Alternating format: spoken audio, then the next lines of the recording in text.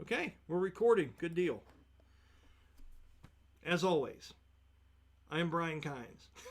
That was a little bit longer, more heroic than usual. I was thinking of saying some clever shit. I'm not.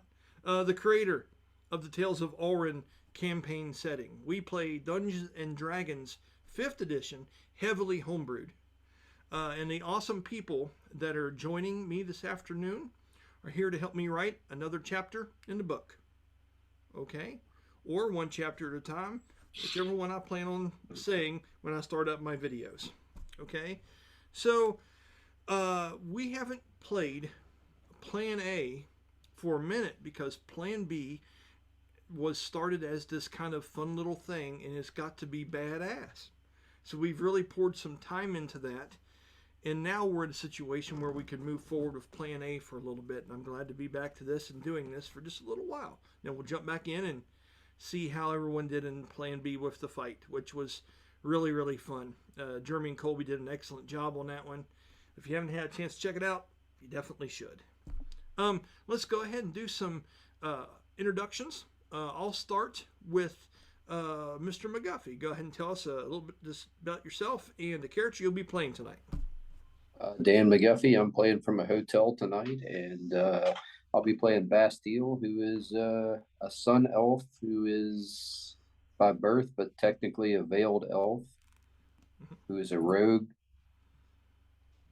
and that became a celestial warlock. Yeah, which is that's a mouthful. That's a lot. Yeah, I was like it was all making sense when I had it in my head, and I was like, "Ooh, I got to say all that." And now I think that we've been writing in and doing some fact building. I think you are considered an Auroran elf, which is really, really cool to know that now, which is awesome. Okay, let's go ahead and hit up Colby. Go ahead, sir. I'm Colby, and I'll be playing Killtusk, who is a barbarian slash ranger, which we call the Fierce Arrow. And his best friend is a what do you call it? Oh, Saurus. Yes. And which is this beautiful creature right behind me. Yes, Loki. Loki. Which is probably getting hungry right now. Well, hopefully he's eating some Vasilians outside the temple. Yeah. We're hoping he's doing his part and keeping stuff off the front door. Yeah. You know, as we go through this, I can't wait to go through and roll some dice and see how they're handling the outside while we're all in here. Oh, what's that? Maybe we should take some time to read it. And Valdar's out there like, damn it! Just going to town. Let's go ahead and jump over to Bella. Thank you for joining us. Go ahead. So, I am Bella. I play Silwyn, the Sky Lancer Bard hybrid class, which is pretty cool. And it's been a minute since I've been Silwyn, so I got the blonde little girly back, and we'll see how it goes. Right on. And you know, I will say again, you poured so much into getting Silwyn on the kind of tracks that you wanted her to be on, and those conversations when you first decided to help by playing that character were fantastic. I can't wait to get into some of that. I'm sorry, Danny, what's that? I gotta dip out a second. I was telling you about the chocolate lab. Melissa's calling me. I guess you just had a... Okay. Go ahead and do your thing, and we'll go on through this, okay? Okay. All right, and Jeremy, certainly not the least, but you are the last this time. Go ahead, sir. I mean, technically, Promise is always last, so... You know, that's fair. That's fair. On that note, I will be playing the part of Mirk, who is a human spirit paladin piloting angelic battle armor that has been aptly named Brahmas, the towering hulk of steel and stone. Yes. He is awesome. You know, I don't think we've ever came close to you being in bad shape. I mean, you've taken some non-lethal damage a couple times, right? But at the same time, there has been a fair bit of danger thrown your way too. So remember that, DMs. Just because you can't kill a fucker doesn't mean you can't make stuff interesting for him. So it's all good. All right. So Danny's off there for just a moment. We'll bring him back in editing. which will be no problem at all. Let's go ahead and also, if he puts something in Facebook, like mentioning that he can't come back or something of that nature, someone just raise a hand and let me know as we're going through so we can adjust, okay? Thank you, guys. All right. So, we've already had a little pregame conversation about where we are and stuff, so we don't look like absolute fools while we're recording. You know, we're just getting ourselves prepared here. So let's go ahead and bring that up where we last were. All right, there it is. In this moment, I'll scroll in a little bit. Silwyn was on the stairs just below, and Brahmas's body over here had actually picked up the lid off this sarcophagus and slid it a little ways to give way, to make sure that we were able to reach in there and get this Pinacho that Killtusk wanted. Now, remind me again the exact reason why Mirk stepped out of Brahmas. Do you remember the details, Jeremy? It was so Mirk could use his hands rather than Brahmas's big hands to avoid damaging anything. He was trying to remove that thing as gently as possible. That's awesome. That's awesome. Which was interesting because this thing wards off like spirits and things of that nature, so it made you kind of susceptible to it in a way, which was interesting, a way we knew that it was still working. Which is awesome. And we have the NPC there, which of course is Karsu. The Scion is with us. And then you had Bast over there to the far left that was reading everything, because it's really annoying when you have a character that can read everything. Because you can't just say, hey, there's some mystic writing on the wall. He's like, well, what's it say? I can read everything. So he was doing a bit of that. What we'll do is, when we're going from room to room in this and we're searching out and we're exploring things, I'm not going to make everybody treat this like a battle map. I'm going to move you all as a group from one section to the other, and you can use theater of the mind as much as you'd like to talk about your marching orders. I'm not going to hold you accountable to the map, only when a combat situation comes up or whatnot. So if we're doing this and all of a sudden you see me just grabbing all the characters and moving them together as such, don't flip out. That's just because I'm just moving you from one graphic to the other just for expedience, okay? So, Jeremy, were you wanting to... was Mirk wanting to go back into Brahmas at some point? Did you have any other business you want to conduct before you enter back into him? I think you took the Pinacho and handed it over to Killtusk. Were there any words that you think Mirk might have uttered about the cautions of things or whatnot as you were handing it to him? And if not, like I said, is there anything else you want to take care of before you go back into your...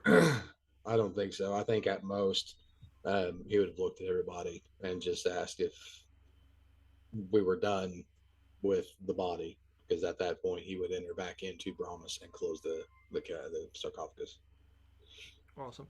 Does anyone else say anything at that point? Is there anything else they want to do before this lid is shut? That's open to both you all. Yes. I think again, I'm trying to get back into the flow, so hopefully this isn't okay. completely off the vibe of what's going on. But can No, wave at Mirk, kind of like? Yeah, that is very Sylvan. Yes. You'd absolutely probably delighted to see you. She doesn't get to see you outside that often in this way. I think the last time she did is whenever she took that psionic blast. Yeah, that's true. That's true. Anything to say in return there, Mirk? You guys can have dialogue. I'll just move on when you guys are ready. You guys are more than welcome to say anything you want. Killtusk, have a conversation. The spirit just handed you a prized possession. So you guys have a little role play, and when you're done, let me know and we'll move forward, okay? Mirk would look at Silwyn. How are you faring in here? It's definitely a strange place. It is. Great many spirits. Feels like there's things that definitely are kind of either meant for you around here, kind of. Seems more of your realm than the realm that we've been in a very long time. It does strike me odd that there is so much here that even I haven't discovered within Brahmas. Karsu actually speaks up at that moment to Scion. And she looks at your spiritual form. Okay, which, we haven't really talked about that, is amazing her in this moment, you know what I mean? And she walks up and her eyes are dimly illuminated. And she's holding she has kind of like those, I don't want to say skimpy because they're traditional, the kind of robes and things that she wears, but they're very tribal. And they're also very, I want to describe this without sounding like an absolute moron. They are supposed to look appealing, and they are supposed to present an image of her that is strong and beautiful and free and things like that. And that's what these robes do. And when she does proper and formal things, she holds her hand across the chest of him and pulls it to her, almost like as a form of etiquette. And she does that for you, Jeremy, in that moment as she walks up to Mirk, and she puts her hand out, and she comes close to your chest plate of your armor, but she doesn't touch it outright. And she says, "That is beautiful." And she looks up at you, and she says, because if you guys remember, we saw the depiction on this that this wasn't an Atlati warrior that was wearing this Pinacho. This was a Scion that was wearing that Pinacho as a tribute to her protector. Remember that? Okay. Mm-hmm. So that was a huge thing. And she goes, "I must admit it is strange guiding you through this ancient mystic place. When I look upon you and I see you on the walls and standing in the water, towering over us, and you are not guiding me. And now I'm beginning to understand why. Do you think the voice that is spoken to the Mori'tal people, do you think it's just a lost soul like you?"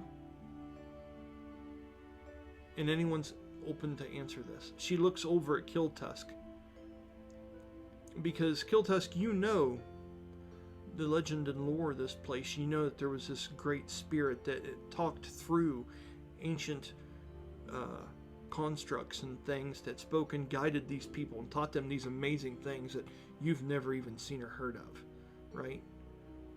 But when she says that there may be something to that, right? That's a little, this is the closest you've seen. And this is a very strange moment because you're seeing the insides of a god here. You're seeing it, maybe this is just another lost soul inside of another Brahmas, inside this place that taught people stuff. So I'm curious to see, Jeremy, first off, your reaction to that, and Colby, if your character has anything to say to that realization that Karsu has had in this moment, now laying eyes on the spiritual form of Mirk. She says that. Mirk looks over at Brahmas. It is possible for Brahmas to be damaged beyond all repair. I'd still be his inhabitant. But wherever Brahmas lie at that moment be where I am. It is possible that, with the speculation that I've understood, that this individual was similar to me. If his armor was too badly damaged, he could be trapped.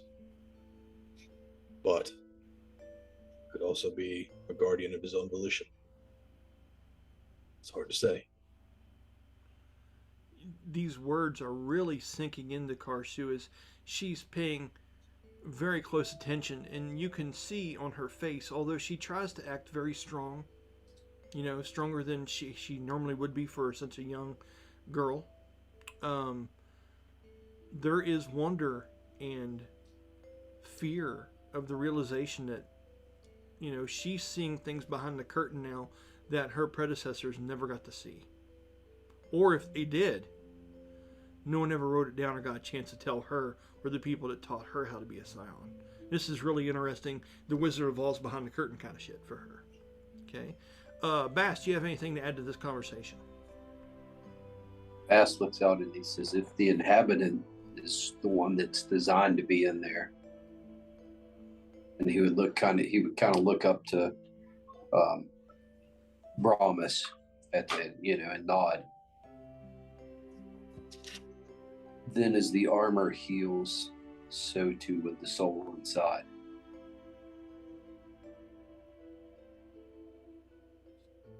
And vice versa. If the soul can heal, the armor would heal. Because if it is the one it was designed for, it's part of them. Mirk isn't a perfect fit for his armor. Danny, roll me a perception check with disadvantage. Okay, disadvantage, perception, 20. Got expertise. Woo! What was it, 22 you said? 20. 20 after with disadvantage.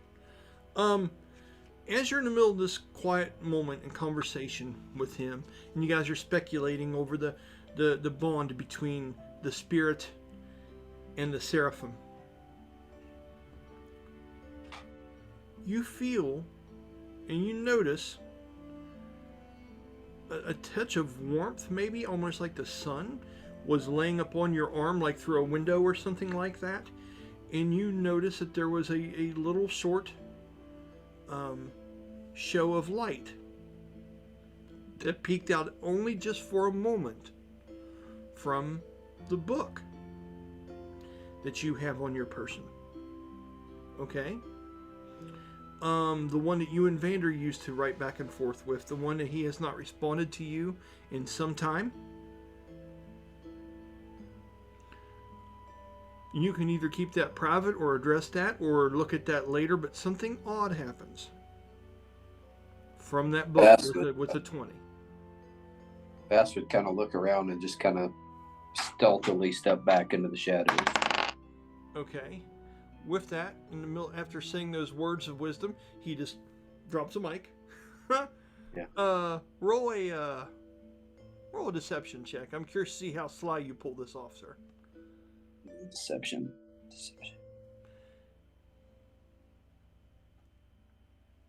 Is that the same as persuasion? Because for some reason, I am not seeing deception. You can, if you want to do persuasion, you can tell everyone, hey, I got to take a leak. And that's still deception. But, because we're meta, if he pulls this off, no one knows that Danny is moving over to investigate something privately happening to him. So you tell me what you want to roll here, bud. I'm just looking down my sheet and I can't see deception. Remember, I'm in a hotel, poor lighting.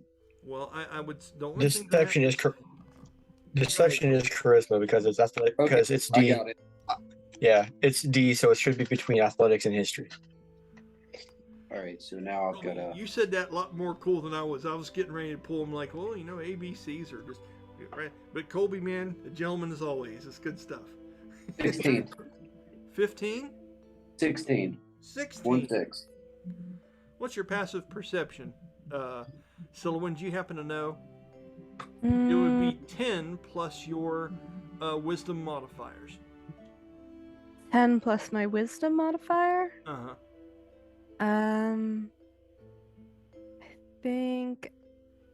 I don't think I'm proficient in it. Okay. And then wisdom is just +1, so I think it's just 11. So, in Jeremy, how about you? You don't have a passive perception over 16, do you, man? Okay. Colby, you're the same way? You don't have over 16 passive? I do.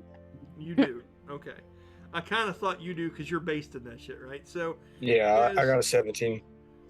you notice a funny expression or a kind of an odd playing for Bast to say this thing and add into this conversation.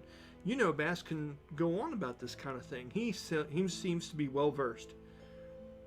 But in that moment, he kind of turns and he goes off, maybe looking like he's exploring something on the wall, or turns to walk away. But it seems abrupt to you. Something's fishy. Okay? For everyone else in the room, this is just normal Bast. All of a sudden, he's like, "Oh, squirrel," and he's going that direction. So it's all good, you know. So, with that, is there any other business anyone would like to talk about or something before we start talking about marching order and where everybody's going next? I'm debating whether or not. Go ahead. I would like to officially say I officially put on the Pinacho. Awesome. According to an Alexa Answers contributor, the Book of Hosea is Colby again. That's too good. He's getting his female voices are just kicking his ass tonight. It's good stuff. So, hey, I don't think I even said her name. dude, it's horrible. When we'll play sometimes at like 7:00 p.m. It's like, Amy, it's time to water the flowers. It's just always, and I always forget to turn it off. So yeah, it's all good, bud. So, with that, you've put on this Pinacho. Now, we discussed what it looked like before. Do you want to describe it to everybody to refresh their memory, or do you need me to? I need you to. Okay. So, it's all good. Write this down if you want to. This thing has been in this tomb for quite some time. And I would say, Mirk, before you go back into Brahmas as he's closing that lid, if we're even at that point yet, people could still be like, oh, you know. But you're seeing him put this thing on in this spiritual form. Okay, now I'm going to give you something a little fancy here. Because you are in a spiritual form, in a place that seems to be haunted by memories or spirits of Atlati warriors. Only seems fair, right? Okay. So, as he is putting this thing on, you see a kind of veil drop down and encompass him for just a minute.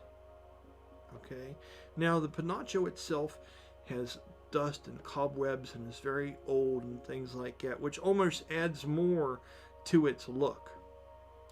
But it seems to be monstrous, demon-like qualities to this mask and angelic-like features put into this really neat, like dark gothic-looking combination of creating a hybrid of the joining of two, an angel and a demon, and it is there to ward off spirits and demons and apparitions and undead and things of that nature. When you see that, Mirk, roll a history check with advantage. Flashback time. Yeah, well, maybe. Sorry. Jeremy, what'd you get, buddy? 16. 16? Okay, Silhouette, I'd like for you to do the same thing. Roll me a history check, please. With advantage.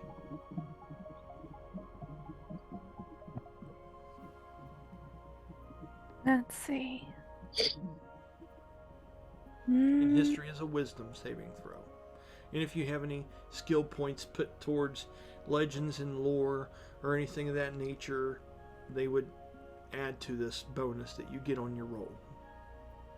Danny, I'm not going to make you roll for a thing on this for specific reasons that you know. Let's see.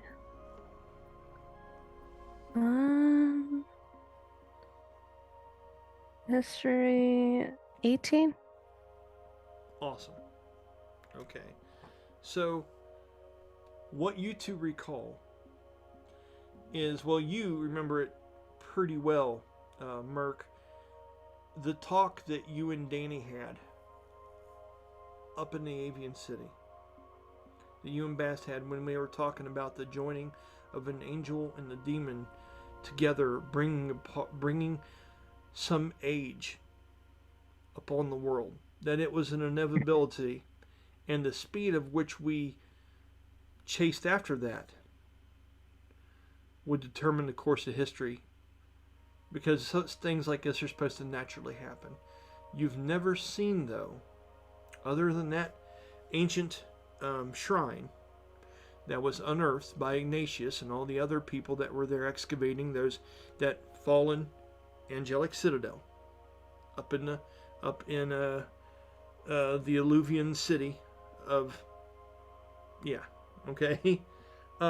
never seen another depiction of these two combined in such a way. Angelic and demonic properties. It automatically makes you think straight back to that. And as for you, Silouan, Ignatius studied this constantly. This would trigger something when he puts this on, and you see these demon horns, and you see these white feathered ridges going up through the middle, and these light golden chains that seem to be hanging over top of the eyes as some kind of a veil. And then you see the different pieces that form off the back to cover the back of the neck, and you see the writings on each layer of these horns as they twist, and they look to be made out of somewhat similar items as the totems in this place, of ivory, metals, dinosaur bone. It takes you back to their studies that Ignatius used to do all the time. Things that he would talk about, the union of the light and dark to make an eternal day that everybody could live under, was the way he would say it the most, I would say. It was all about making a place that was a steady balance of both sides. That's all I'll give you there, because those were you both got over 15, okay? And with that, Brahmas is going to continue to close the lid unless anyone else has something else to say. I'm debating whether or not I want to make Silouan make a dumb joke or not. Go ahead. Do what you want to do.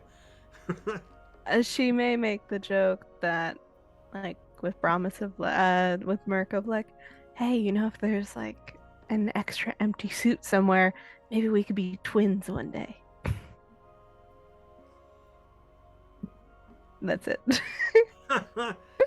Karsu would look over at you and smile at that notion, and would kind of break that properness of her in being in this and being in the halls of her ancestors, and she would get a kick out of your comment. She would do it silently, though. You would see it, the expression on her face. As soon as Bass sees like that change in everybody's demeanor where they're kind of laughing along, he would he'd open the book and look into it. Okay. You open to the page, but it's strange.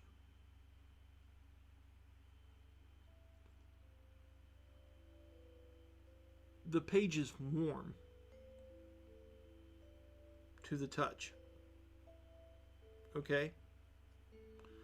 But yet at the same time, the paper itself seems to feel brittle and somewhat cold, as if there's some kind of frost on it. Okay? And as you look at it, there are no words, but there are symbols that are fleeting, that are slowly vanishing away as you open that page. You're expecting maybe Vander sent you a message. You're expecting something other than that, right? and it almost looks like the only way I can describe what this page looks like to you.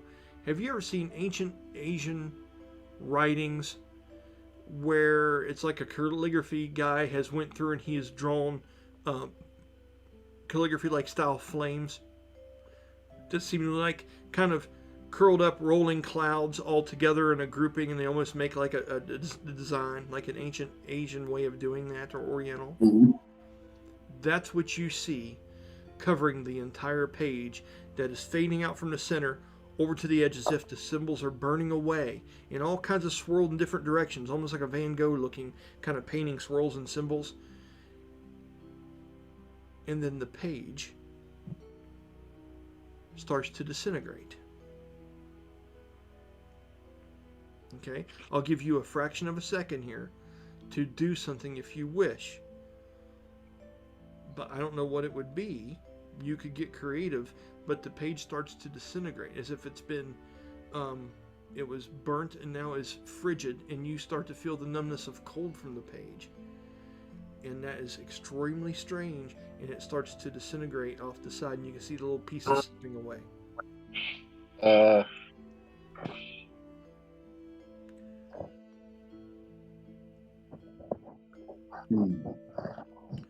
give you just a second here. If not, we're gonna move on. It's gotta be quick. It's gonna be so great to edit this video and just have us staring at Danny's thumb. I'm gonna take a paint tool and I'm gonna draw a face on your thumb, and it's gonna be good, bud. We got. Sorry, she's messaging me at like same time I'm dealing with the lab stuff. Still text. I understand. For a brief second, I'd like to do a quick insight check with Chrono Jolt, because I know that it can rip through time, but he's had bad experiences with it. Yeah, I'm gonna whip out a Chrono Jolt right here. That's why I wanted to do an insight check to see what he would decide instead of what I would decide. And with insight, that would be an 18. Well, this would be an Arcana. Okay. Deciding what the magic could do, right? Yeah.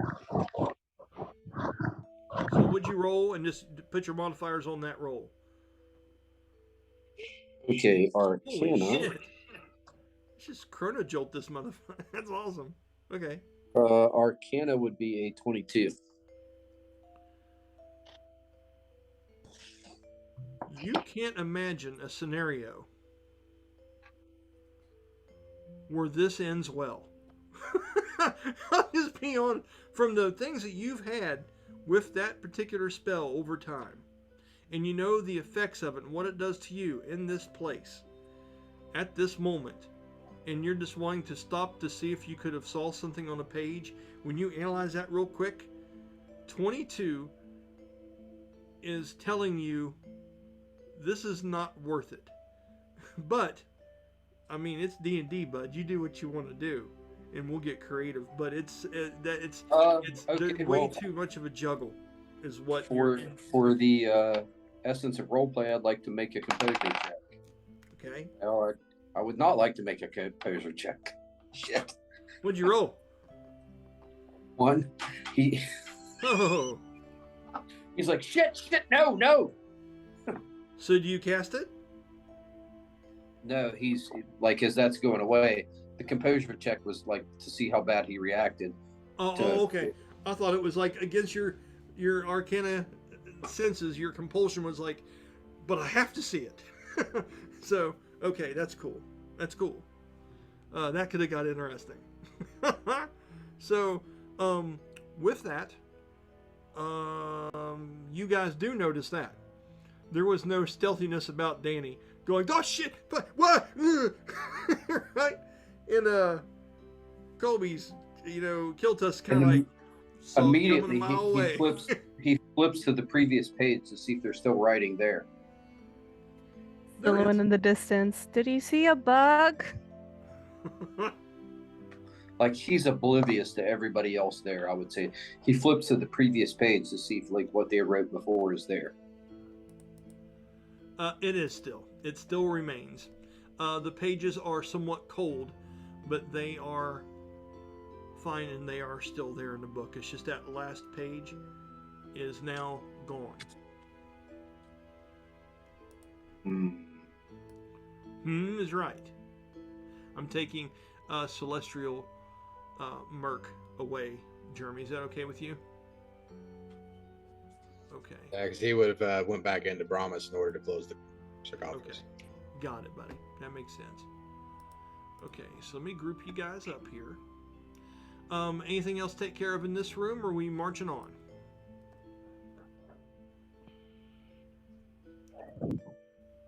I think we're marching on if everybody else is. Well, actually, at this point, Bass would be kind of still book itself, looking at it, trying to make sure, probably feeling at that page like he is probably worried, sick that he has somehow fucked this book up. Well, that's fair. But you just can't tell at this moment. Let's scan out a little bit here. So you guys had came up this particular hallway, and you chose for this statue to relieve your magic points, and you guys got a short rest in, correct? Was it short or long? Mhm. It was short. Short for everybody else, but I'm an elf, so it counted as a long rest for me. Yeah, Sure. so we had the opportunity to choose between restoring our health or restoring our mana. Right. So, with that, there is a hallway outside here. Which way would you guys like to head? Back down the way you came, or continue up the hallway north? Actually, Brian, I would like to do some. Absolutely, bud. Please. What is it? All right. I now have shared awareness with Loki Okay. according to level. So, and it says when I am hyper aware, I can see and hear everything that he can see and hear as long as we're both on the same plane of existence. Can I do that real quick to see how it's going outside? Absolutely, but you're going to need to burn one of your hyper awarenesses to do that. Mm-hmm. Do you remember how many times a day you can do that? Yeah, I got 5 right now. Okay, cool. So knock this down to 4, because I don't think you've done that yet in here, have you? Mm-mm. Or have you done it yet? That's the first time I've ever seen him do it, so that'd be a no. Yeah. Yeah, okay. Just make a mark of it. Good call. And you want to see through the eyes of Loki. So as everyone gets ready to walk that direction, all of a sudden, first off, keep in mind, I want to finish something up real quick because I moved past it and I apologize. Mirk, when you saw him put that on, and when Silliman, you recognized that this was a combination of angelic and demonic features, you see this ghostly like shroud form over top of him for a moment while you are Mirk outside of Brahmas. Okay? It is of an ancient kind of demeanor, and it seems like it is made by native tribal hands. Okay? So you're almost seeing what the bane of that Pinacho would be seeing. Because it affected you, right? To a degree. So I think it's only fair that I give you that really cool little neat look into this. So as he puts that on, a thin veil, and this is the features that you see. Okay? As it goes down, you see these long robes that seem to be made of singular pieces of fabric that have that very ghostly float to them that come down and wrap over top of the chest. But the most interesting thing about it is from around his arms, you see these 2 wings spread out as if they are wrapped around him like a cloak that spread out and erect and reach up and stretch because this Pinacho has been resting for so long. One seems to be a demonic looking bat-like type wing, and the other one, of course, is an angelic, large, alluvian or avian looking wing, very similar to the one Silliman has. As they go up and stretch out, they envelop once again, they fold back in, and they go around his back and hover and hang over him as if a cloak on his shoulders. That is what you see when he dons that on. Just saying. Just wanted to give you a little bone there, bud, so you have fun with it, okay? do with that whatever you want. You looking outside. Now, remember that it was early day when you all first came in here, because you wanted to get there early so the sun didn't come up and hit and start waking up lizard people and make the Vizillion just go hyper ape shit on everybody. Okay? So as we're going in here, yes? Did someone say something? I'm sorry. No, I was just agreeing with you. Okay, cool. Awesome. So maybe an hour or something has passed. So you're looking through Loki's eyes. Now, do you remember the place that you left Loki when you went in? He was on top of the valley edge before you guys walked down those long rope, like really bad shaped bridges, or some of you did that. Some of you walked down the canyon side because there was these ancient steps that were kind of hard to traverse, if I'm not mistaken. And Loki stayed up on the edge, watching down as you descended down into the bottom of this large ravine, which is where the water temple rests. Is that correct? I think so, because I think I originally left him where we made up with Corey's character. Yes, and Corey had been walking back and forth trying to find a meeting spot and found an old broken down rope bridge and found it by his post. I do remember that vaguely. Okay, so I'll say from there, let's see what he's got into. And if he stayed right there or other shit has came his way. That is awesome. That is a natural 20. With a natural 20, I will give you something very, very cool, sir. All right. Okay.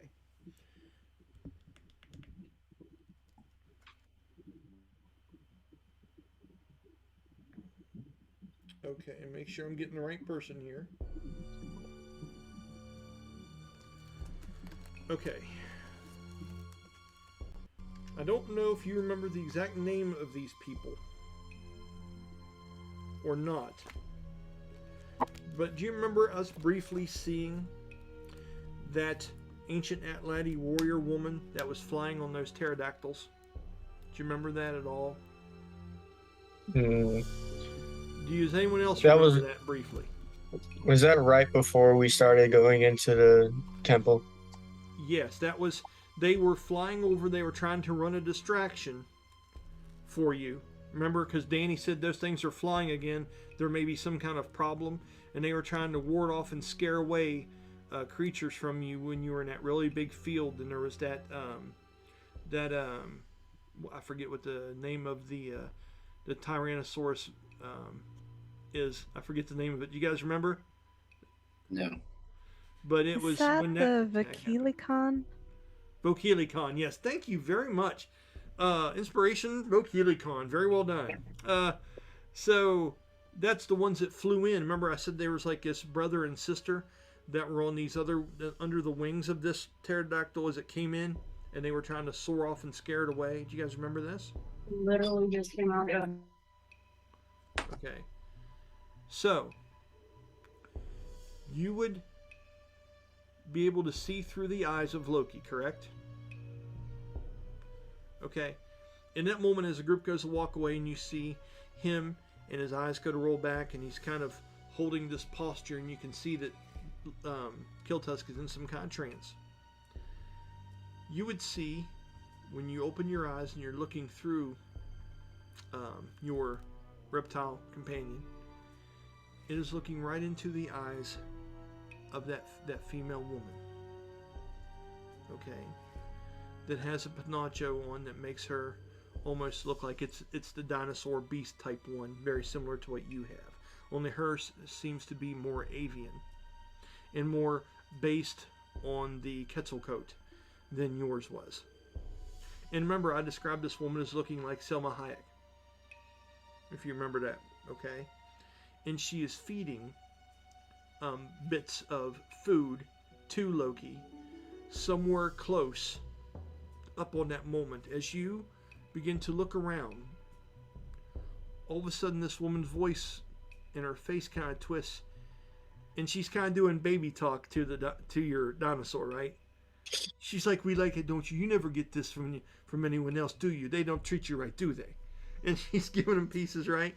And then all of a sudden, as you take control and you're looking through his eyes, she goes, "Hey," and she snaps,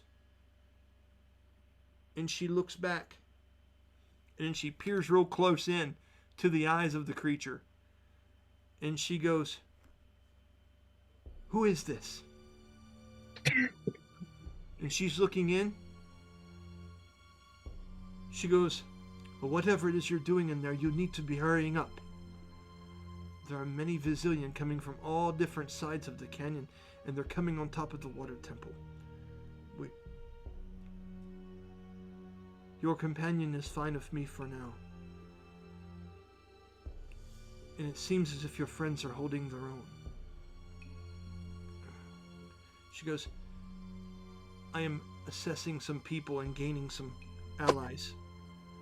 We plan to help them soon." She goes back and she holds up another piece of food, and you can see Loki go up and snap and start chewing on it and stuff. She goes, she looks with wonder into his eyes. She goes, "I wish I could see inside the temple as you are at this moment, but our ancient magics don't work this way. Maybe Rursi, but not me."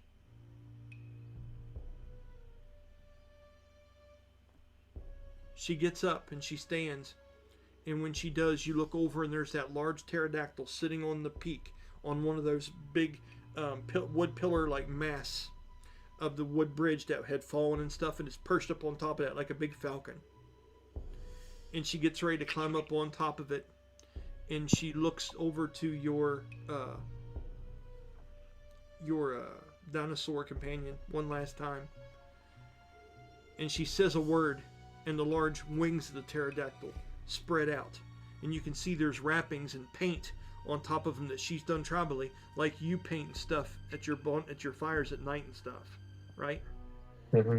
And you can see spears that are roped in and laid across these wings as she can use as makeshift weapons. It's like the top of the wings of this large creature are almost like a quiver, right? And at that moment the vision begins to fade as you can just hear the jaws and things of Loki chomping down on this food that she has provided it up on the bank of the cliff of the top of the canyon. Is there anything else you're wanting to do in that moment?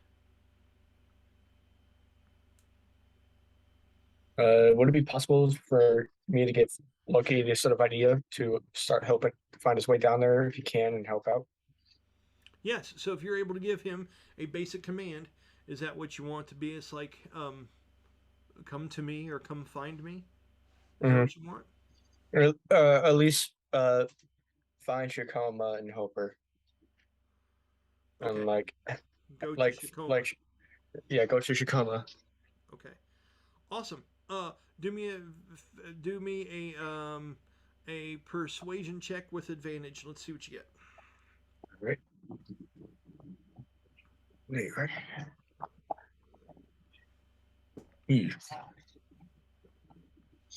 Uh-oh. Yeah. Initial roll was not good.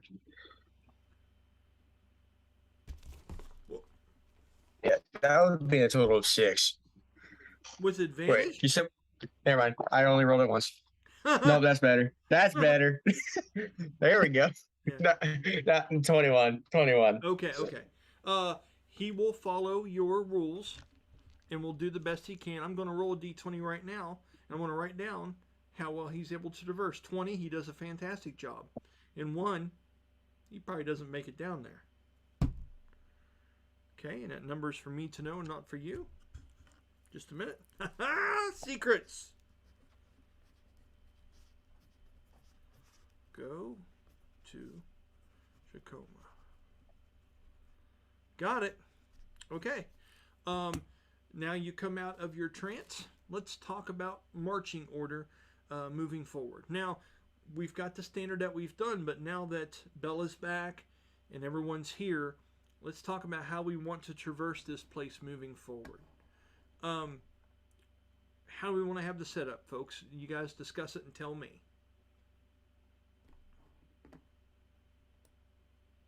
Would assume This was it initially, the way you guys did. Danny was taking the front, Yeah. okay, and then you had you behind as the wall in case things went bad. You had Silwyn right behind you and had Karsu behind her for protection. And Killtusk was watching the back to make sure no one snuck up behind and catching anything that maybe we missed. Now that was, you guys had decided that earlier on. Does anyone want to make some kind of change to this? I'm good with that arrangement. Yeah, I think with Killtusk getting the new headdress, I think he will most likely be one in the front now. Okay. So, you guys want to have a conversation, Bast? Listen, I can see traps, and I'm a lot quieter than you are. I don't have to be the one leading you, but you can certainly lead me, and I'll just make sure that any more spirits know that we are allies. You stay with me then. So, what are we discussing? Killtusk is moving to where? If anything goes beyond your ability to control, we step behind Brahmas and eliminate it. Oh, okay. So you guys All are right. talking about being side by side up here. By the way, my perspective of that conversation just now was Bass being like, I can see traps, and Killtusk being like, I have a cool coat now. Yeah, I mean that's it with swelled chest and everything, right? I mean, I'm also the one that made that last spirit go away without us really having to fight it. Ooh. Point and counterpoint. That's fun. Okay, so we're doing something like this with you two beside each other. I'll say identically even. Like, not one of you is a millimeter ahead of the other one by any means whatsoever. This is a perfect case scenario with Brahmas behind you guys, very content on being that position. Is that cool with everybody? Sure, I can see in the dark. And he can read everything. Even before the DM even writes it down, he can read it. He knows it all, man. It's all good. So, once again, you guys are here. We got rid of listen to me, went through some different role play there. Which way are we heading? Back down or are we going north? Seems to be the only direction. Or you guys can look for secret passages. You can do anything you want because it's make-believe. North. He says north. Colby, what do you think? I'm fine with that because he can see in the dark. That's right, by God. And it's not that dark as you go up here and look. As I pan out a little bit, you would notice that up ahead there is one of these lit up gems at the very end. And what did we decide? No, these were fired oil, correct? Is that what these were? Okay. Yep. So that's ahead, lit and illuminating the end of the hallway, which reveals something over here. There seems to be a passage to the right at the end of the hallway. Is that where we're headed? And how are we heading there? Stealthily? We marching along singing, I don't know, but how are we doing this? What are we doing? I'm going to go quietly. Of course you are. Colby, are you trying to be quiet as the ghost formerly known as Bastille, or what are you doing? I mean, I'll go quiet, but like I also nudged to him like, hey, what was that book about? Okay. Are you engaging in a conversation with him about the book, Danny? Well, everybody that does spells has to study. So he is. So let me go ahead and say this. Group stealth check. But Danny and Colby have to roll with disadvantage because they're deciding to have a whisper chat as they're trying to stealth up the hallway.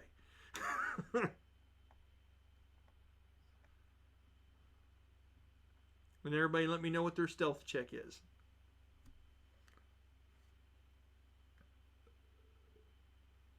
20 with disadvantage. Okay.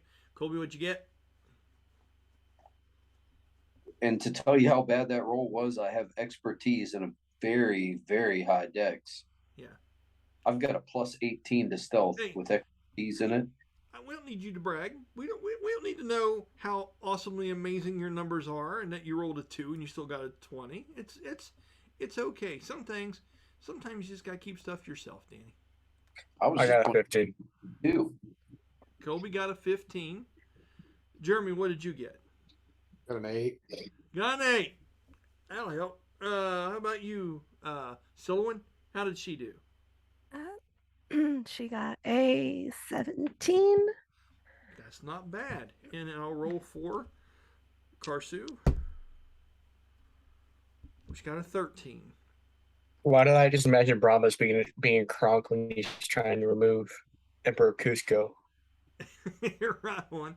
So theatrically, overall, you guys beat the DC and you're able to move stealthily through here. As you're going that direction, there is a moment where Brahmas almost knocks into some things that are hanging on the wall, ancient, or starts to rub his arm against there, and one of you two up in the front, probably Bastille, is able to stop him real quick before he starts grinding his arm into the side of the stone wall to sharpen it to a point for sparks start flying. A few interactions like that helping Abramus along, and you guys are able to stealthily. I imagine that Silouan is the one kind of doing those intervening scoots or bumps over. If you would like to make one up, feel free to and tell us what it's like if you would like to. I'm trying to think. Jeremy, any thoughts?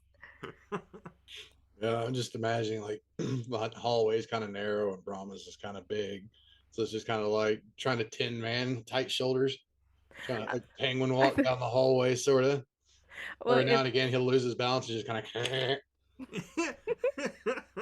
Well, like you keep wanting to turn your head to look to see how everybody's doing, but when you do, because you're not operating quite right, you go to turn the whole body and it starts to shift into the hallways and stuff, and Silwyn just kind of corrects you, right?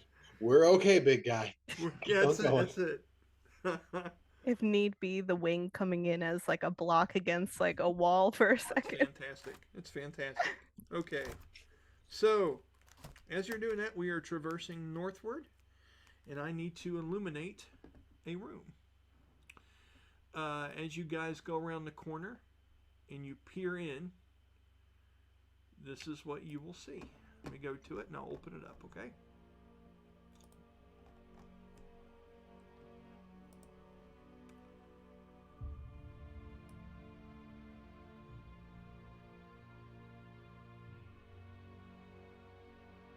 Okay. As Colby and Danny, Killtusk and Bastille, glance around the corner, initially, you're able to see a far light from the far side of the wall.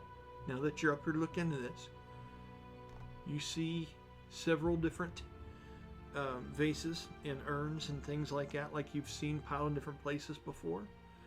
In the angle, you can barely make out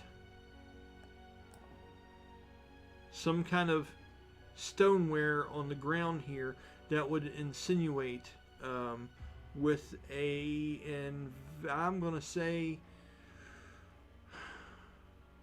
you've already looked in, you're able to see it. Let's do an investigation check for Bastille and Colby, and if you want to say you guys are helping each other, you can roll one with advantage. You just choose who does it. Bastille would look to him and go, shh. And he flips up he summons his celestial daggers. Okay. And he tosses one underneath that light, because I know, like, looking into the light, you have a bad ability to see. But if you're underneath the light, looking out, you can see.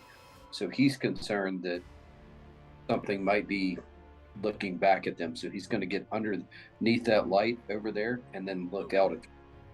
Okay. So he can patient. That's awesome. All right. In doing that, let's go ahead and have you roll an attack roll. I have an idea what that's going to need to be for you to throw at across here. It's not real high. 18. 18 gets it done. I'm going to move you over to that side, okay? Let me go ahead and move that real quick.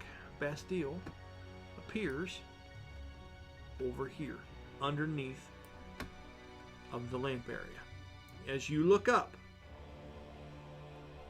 into that voided area that you weren't able to perceive before, roll me another stealth check straight to make sure it wasn't something the wind of you didn't knock over a vase or something like that. If you do poorly, if you roll natural 1 through 5, let me know. 27 and natural 9.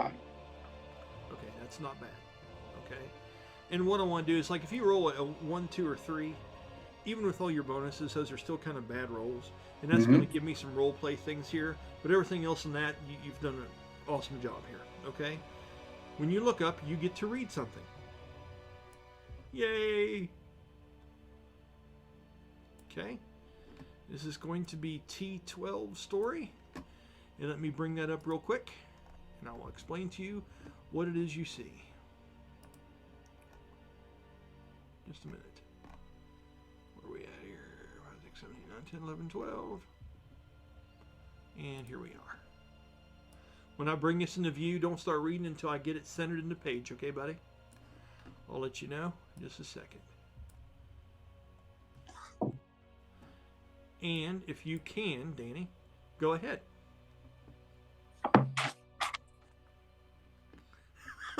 Get up close, bud. Oh, man. Can you read it? Well, I'm on a cell phone. Come I on, know man. you are. You peer through the darkness. The sounds of rustling and hollow whispered voices echo off the pale tile floor. The skeletal remains of what appears to be a Vasilian lay motionless before you. The ghost of an Atlati warrior seems to be struggling to retrieve something from the clenched hand of the deceased intruder. And as you look, see the object being sought, the familiar glimmer of an ancient Tenocian medallion catches your eyes. Okay. And I do love being able to add the graphic of the medallion. I'm sorry. Patting myself on the back. It's fun stuff, man. I'm going to do this more often if I can. So, that's your message. And when you look up there, you see exactly that.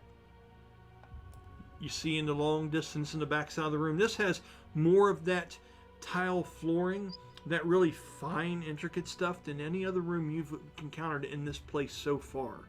It literally shines and illuminates this whole room. You see that ancient ivory and bone and rare metal totem in the far end with the empty urn in its hand, right? Or an empty bowl or chalice. And when you do see an ancient, transparent spirit scavenging and looking over some bones of a fallen Vasilian. What do you do in that moment? It has not noticed you, Danny. Killtusk, he actually is loud. Tell your Atlati brother that you are getting the medallion. Go forward. Okay, I have to do something real quick because you said that loud. I have to see something here. No shit. That's odd. Okay. As you do that, it seems to look up with those empty eyes, and it looks over in your situation, but it doesn't get up or stand up to approach you. It continues searching that body, and what's weird about it, Danny, as it's reaching through the body and stuff, it can't grab onto anything. The body's dead. The body's long gone pile of Vasilian bones. And it's almost like the movie Ghost when he couldn't figure out how to touch things. This thing is just stuck trying to grab and retrieve and is frustratingly losing itself trying to grasp that medallion off of this creature that seems to have pocketed it somehow. It is not... It notices you, but it's still... That's the most frantic thing. That's the most poignant thing it can be doing. Killtusk, in that moment, what are you doing? And I'll say you guys have all heard this. If anyone wants to have a conversation, please do. If not, we'll just move this forward. And I'm starting with Killtusk because he was the one that was called upon. And I think I would approach the lost soul and respectfully like call it out and say, "Let me help you with that." Okay. So, do you move slowly, easily, or do you march straight up like an Atlati warrior? Or what's your demeanor here? I'm curious. Uh, I would say like a slow, respectful manner, so it doesn't like think I'm like trying to do anything bad to it. Okay. Like it does not want to be messed with. Is right here okay for you? Yeah. Okay, so we know that you've activated the Pinacho and it is on, but we also, that's why I had you pull up the stats on, okay? It's not like something that runs constantly and all the time. You have to activate it to be able to do certain things. So I'll give you a brief moment there to kind of look it over and decide if you're going to burn a use of it to have some kind of effect on this thing, or you just want to keep this very basic NPC kind of narration and just see if just having this on has an influence over this creature and not use any of its powers. Does You get what I'm Killtusk saying? have a medallion? You have a medallion, and so doesn't Bastille. Killtusk does not have one yet. Because I think she may try to like be like "Psst," to Right give on. it over to him. Okay, awesome. And just for the hell of it, roll a roll a persuasion check. I'm just curious to see how well you do this, just for fun. It's going to Killtusk, not the thing, not the spirit. Oh, okay. So you're just, okay. I get what you're saying. Like All right. before he starts walking over, being like, "You brought here." Okay. Whatever you roll, I will give you a plus 1d4 because she has encouraged you. Just for fun. No, she's like gonna hand him it. Oh, no, you're handing. Oh, freaking sweet. Okay, so she's handing you this as you're walking that direction. Awesome job. I'm sorry I wasn't catching what you were. I wasn't picking up what you were putting down, Bella. My bad. Colby, you have this thing now. I mean, you guys are like twins, man. You and this spirit. What are you doing?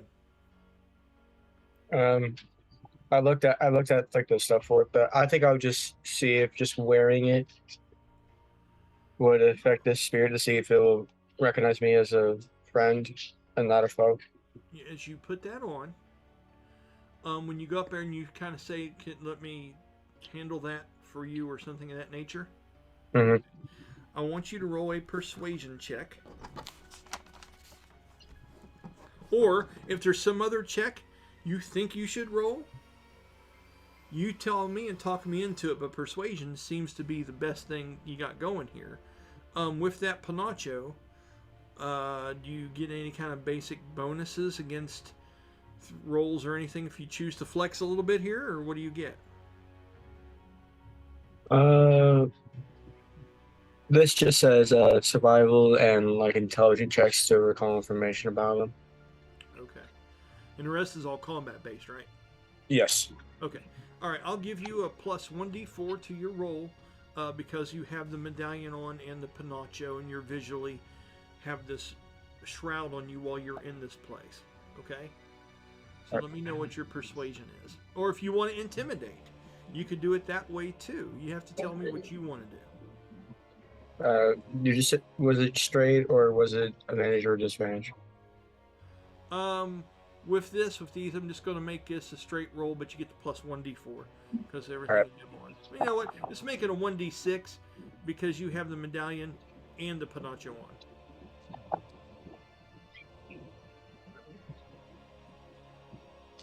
on. 20.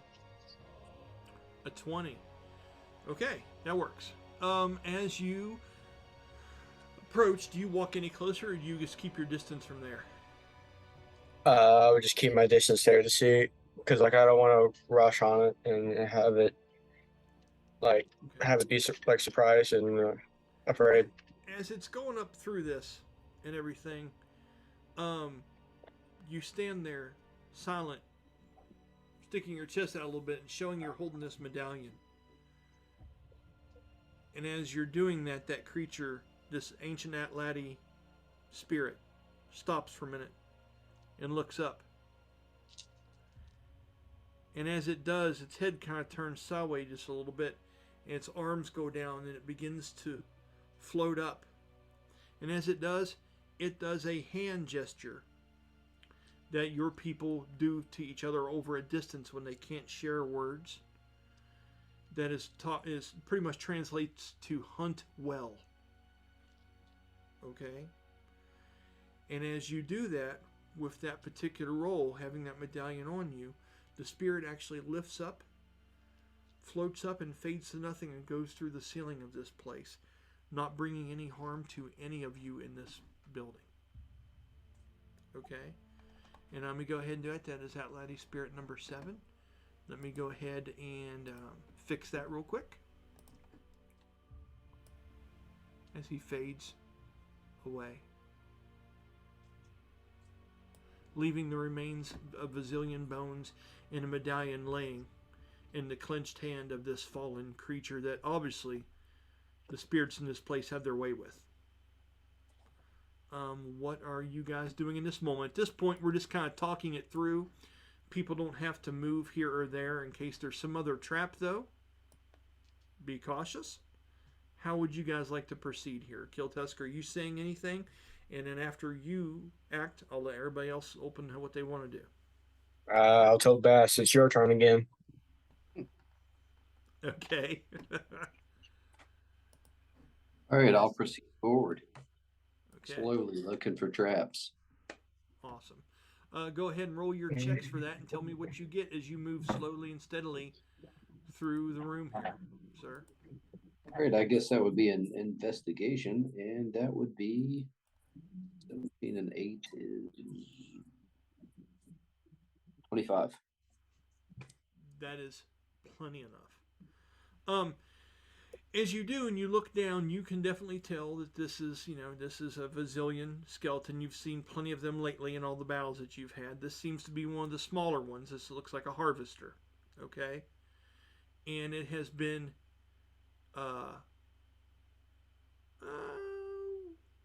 roll a perception check.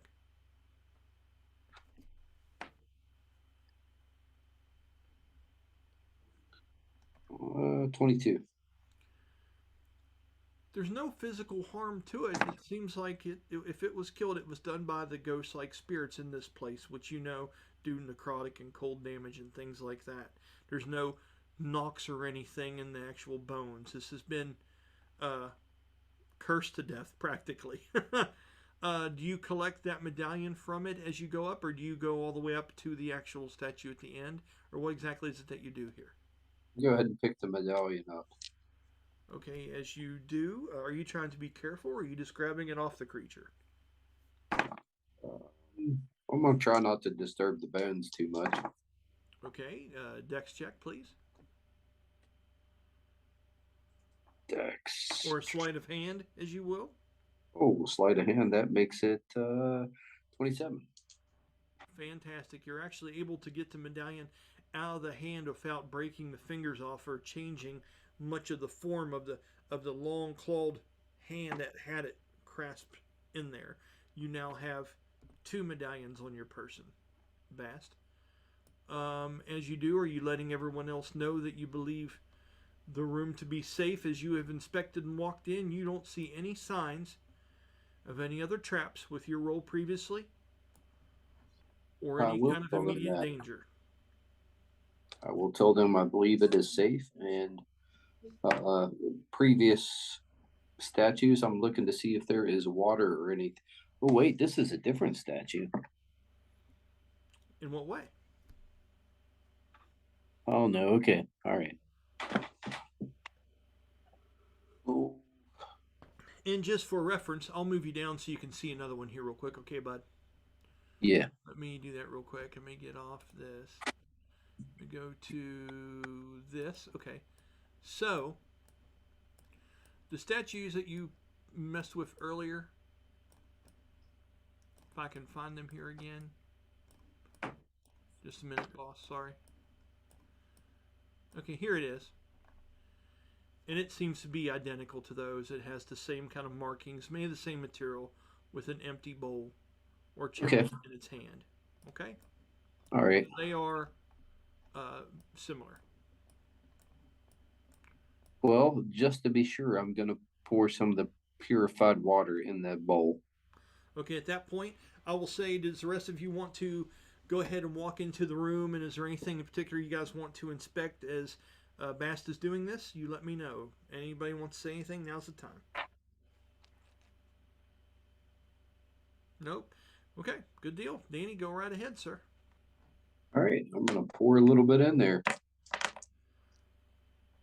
Okay, as you do, and you wait for just a minute, and then you start looking around, and you look at the skeleton, you realize that the Vasilian had the medallion. And as you look at this, you see the water begin to trickle down from the mouth of this creature as you pour it into the bowl, as it did in the other one. The water comes up through the mouth and drums down the chin and comes down the sides and washes out a ravine where that kind of limestone powdered rock was kind of placed in there.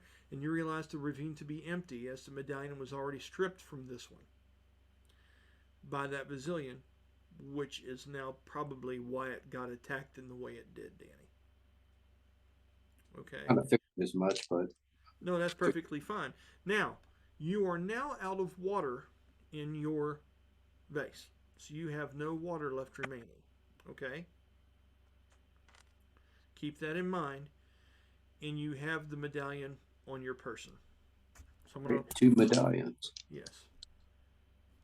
Well, guys, it looks like this is a dead end. I guess we've got to go downstairs. Silwan, are you asking for yours back from Killtusk? Brahmas, do you have anything you're wanting to look at up here? Does anybody have anything? Unless there's something that would seem pertinent to the whole Mechon or anything resembling anything Mirk's seen it within Brahmas. I don't know that he would key too much into anything else other than just maintaining a defensive. Oh, Yeah, Bast walks down and kneels down before the Scion, and he gives her both of his medallions. Awesome. And when he does, he says, "This is your quest. If the rest of us don't make it, this is what you're destined to do." Okay. Colby, just for the hell of that, roll Killtusk a composure check. And what is that again? That is charisma. All right.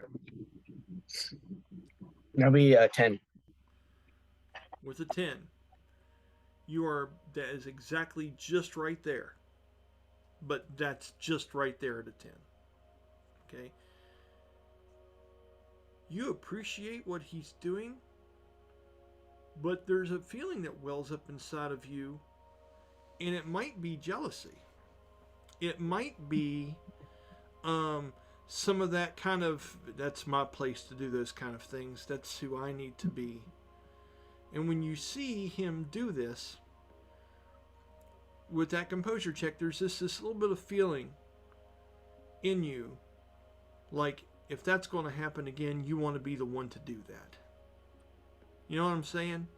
Mm-hmm. Almost like if you're playing a certain position in the football team and somebody off the bench comes out and just kicks ass in your place, and you're just kind of like, oh, that doesn't feel good.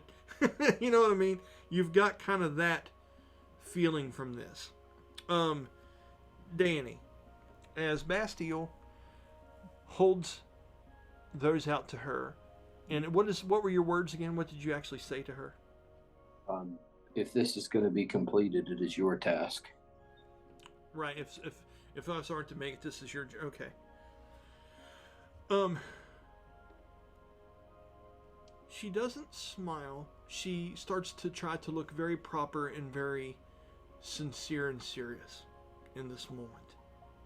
And as her eyes close and she goes down to one knee to meet you, and she runs her fingers very delicately through the bindings on these medallions, snakes her hand right through there, and picks them up and starts to put them over top of her own head. When you're in close, you see all those tattoos and markings and things that are on her head that we talked about before. And this is the closest to her you've ever been. And did we discuss what she looked like, guys? Did we talk about this? Okay. Yep. Refresh my memory, Danny. It was which actress? Now that I don't remember. Was it not the girl from the Spider-Man, the Zykada, whatever her face was? Yes. I think it's who we said this looks like. Okay. So, as you're seeing that and you see all these symbols, you naturally want to read them. You get that inclination because you're seeing writing. But once again, these symbols are more symbolic of things and attitudes and ways rather than actual words. Okay? And you can see something that bothers you a little bit. Something that's a little bit self-destructive. Roll me an insider investigation.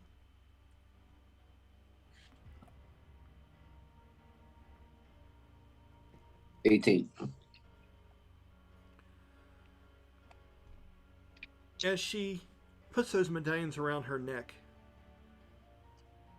what you've seen on her head and what that depicts to you now starts to make a little bit of sense, Danny. As you see this pride in her, and you've seen soft smiles come across Karsu's face before. You know she has a sense of humor, especially towards some of the things that Silwyn has talked to her and built her up and stuff. And you also remember that the mighty warrior outside, the ancient Atlati guardian that's fighting outside, what was his name again, guys? I got it right here, hold on. Sometimes there's too many names and I forget people. This was Broxel. Okay? You notice his sincerity and the way that she acts around him. She gets very sincere and very humble in the same way. Something about those writings on her head and what they impression to you makes your heart kind of drop a little bit, because there could be a part of this where she could have to sacrifice her soul in the path that leads through this water temple. Seeing that, he reaches out and he puts his hand on her and he looks at her, and he's thinking of Ember when he says this. And he says, I know a child that has lived 20 of my species' lifespan, and that she is still a child. I understand that you are a child. How loud are you saying this? Just to her. Okay, be careful. Okay, go ahead. Well, he's Spoilers. he's thinking of that. So that's inside of what he's thinking of. I know. I'm all that's for you. Yeah. I understand that you're having to grow up much faster than you should. And he smiles and he says, for my race, I've grown up much faster than I should have. Don't make a sacrifice that isn't necessary. And if you need to, I'll stab it in the back. She looks and up. He smiles when he says that. Quickly. With a bit of concern, you see a little bit of a break in this young woman's, this little kink in the armor, right? And her eyes open for a minute. And she takes a long, deep breath. And she whispers to you, she says, Bastille, the life I have been given has been a treasure.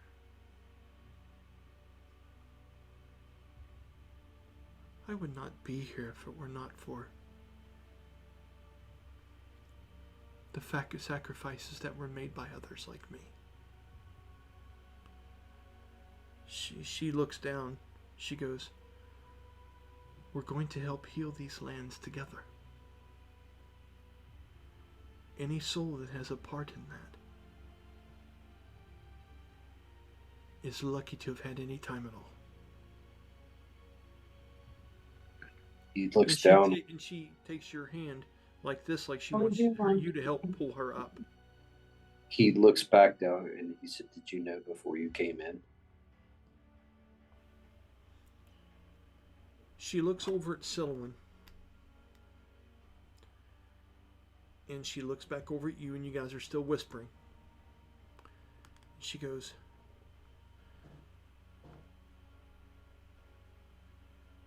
we all knew. Even Baraxel. But some it would not be the best to let know. As right now our hearts cannot be filled with loss. We're not there yet. He looks at her and he says, choice is yours, and I'll fight for your ability to make it. You have my word. And when he opens his eyes back up, they would be lit back up, and they would be showing the runes again. Okay. As she As if, like, more or less, he's made that vow with, with his patron as well. Okay. Killtusk, was there anything else in here that you were wishing to explore or mess with in any way? No. Bella, how about you? And finally, last, Brahmas, was there anything in here? You said you're pretty much good, correct? Yeah, unless there's anything specific that you could see that kind of matched something he'd seen inside Brahmas or was related to Mechon arts. There's really not much you can do besides. There's not. There's just the bone pile over here, and then there's these vases over here that have dust and things collecting on stacked over in the corner. Those are the only two things, really, other than the altar or the totem that Danny went up and interacted with a minute ago. Those would be the only other two things.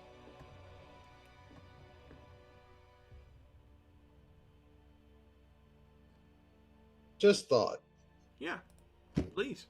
So we said the lamp that's on the wall there Has an oil in it that is burning. I want to go check out the vases and see if there are any that are intact, like small ones. Preferably something with a corked lid. Good call. Go ahead and go over and roll me an investigation check, please.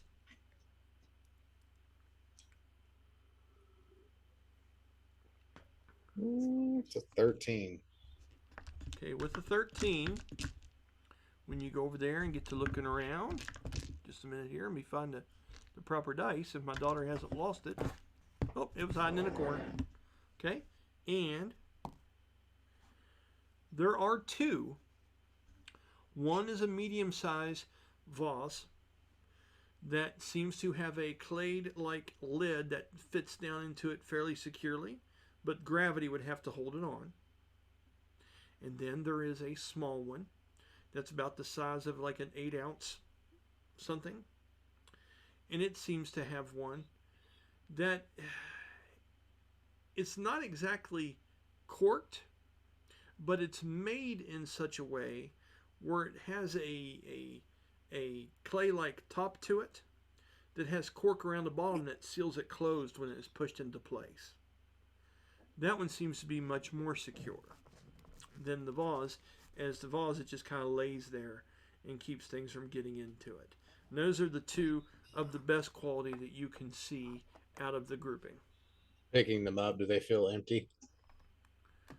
The smaller one has some kind of liquid in it that sloshes around. The taller ones and things like that are empty. They actually have rings on the inside of them of lime deposits as they have dried over the years. But the small one that is clenched closed seems to have something in it. What are you doing? Bastille. And he's going to hold up the smaller one. As you do, who are you showing it to? I'm showing it to Bastille. Okay. Something in this. You're able to identify it. Okay, Bastille, what are you doing? Oh, Dun dun I've dun. lost it. It's Hooch. It's Hooch. No. While he's trying to figure that out, I'm going to take the larger of the two and dip it into the oil. Kind of fill it with oil. Now understand that the oil is flaming. Well, I mean, stone hand. Okay. Cool. I'm just what kind of roll is this to see how well it roll me a dex check. I say sleight of hand so it doesn't break the lamp. I mean, and that's dex. I mean, sleight of hand is dex, man. Yeah. I just think it's great that the guy that has the biggest mitts out of all of us is the one's playing with the oil that's on fire in the underground place. I think this is why I live. This is great. It's a 21. I also imagine like Brahmas also being like RoboCop sometimes. It just and the stuff he carries just comes out of his body. Yeah, right. How'd you roll, Brahmas? 21. A 21 got you some McGuffey dice going on. I like it, buddy. Okay, so Guffey ain't got the dice on this table. right. So with that, the fire does seem to lick up around your fingers and whatnot, but you're able to put some oil in one of those. Are you using the one that was the tall one that was corked off the top? Yeah, the one you said was empty. Okay. I How said full you just want to kinda- make it? It would be hard. You could probably get it half full. Yeah, probably had. I just want just enough to where I can get some in it, and then Okay. pop a Okay. lid back on. When you put the lid back on, that's going to snuff it out. Now, when you had it in there, just so you know, it was still burning. Mm-hmm. But you're wanting to cut the oxygen off and snap the lid down. Is that Yep. the idea? Yep, I was just interested in the oil. Okay, you do have the oil now. Okay, and with that roll of a 20 plus, 15 could have done it. 20 does it with some gusto. You have a tall vase with a semi-closing lid, gravity fed, of course, of oil that was made down in this place that has been, these things have been running on for you don't even know how long. Okay?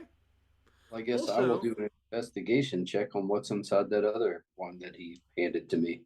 Okay, well, now investigation's great. You may look and see that something's wet, but you're going to have to do either some kind of nature check or an arcana check or something more specific to be able to tell what it is. You understand what I'm saying? Yep.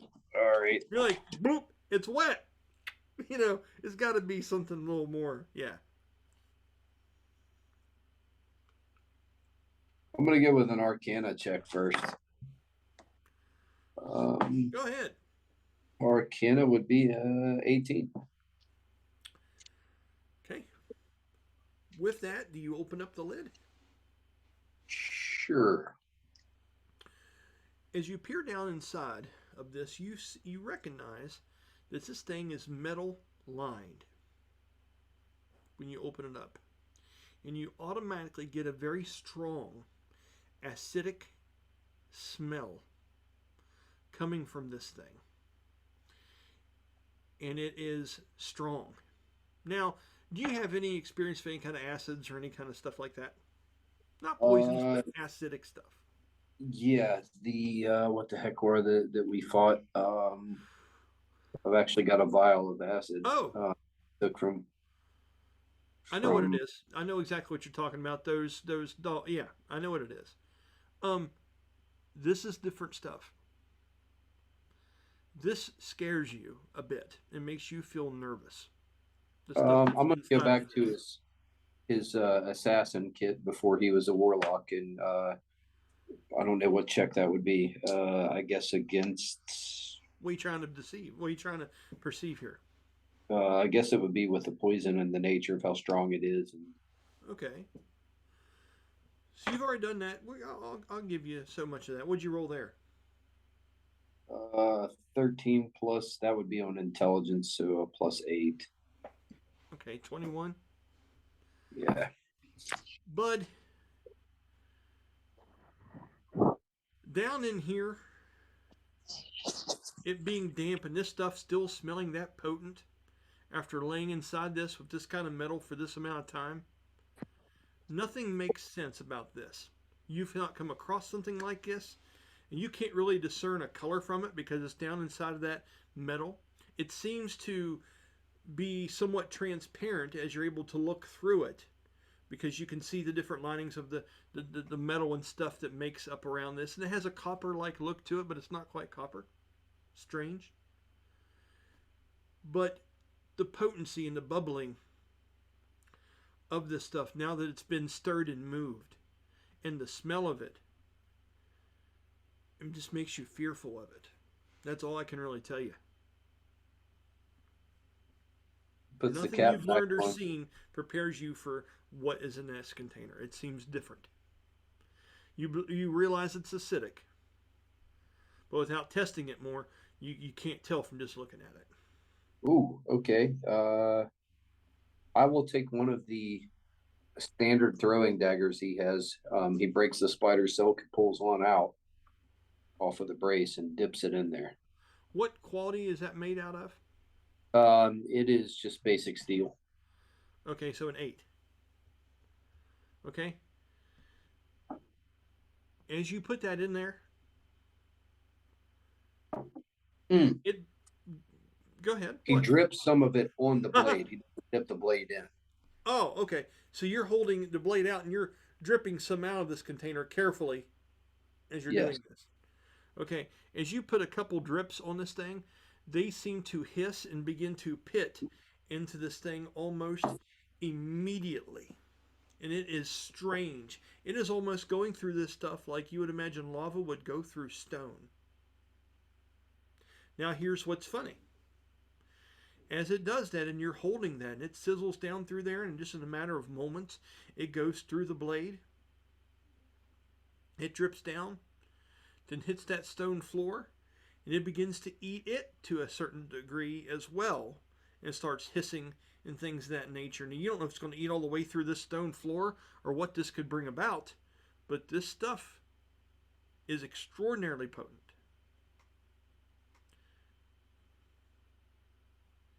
Now, where were you doing this at? Were you doing this right over here beside the pots, or where were you performing this at? Probably closer to the pots, far away from the flame. Okay.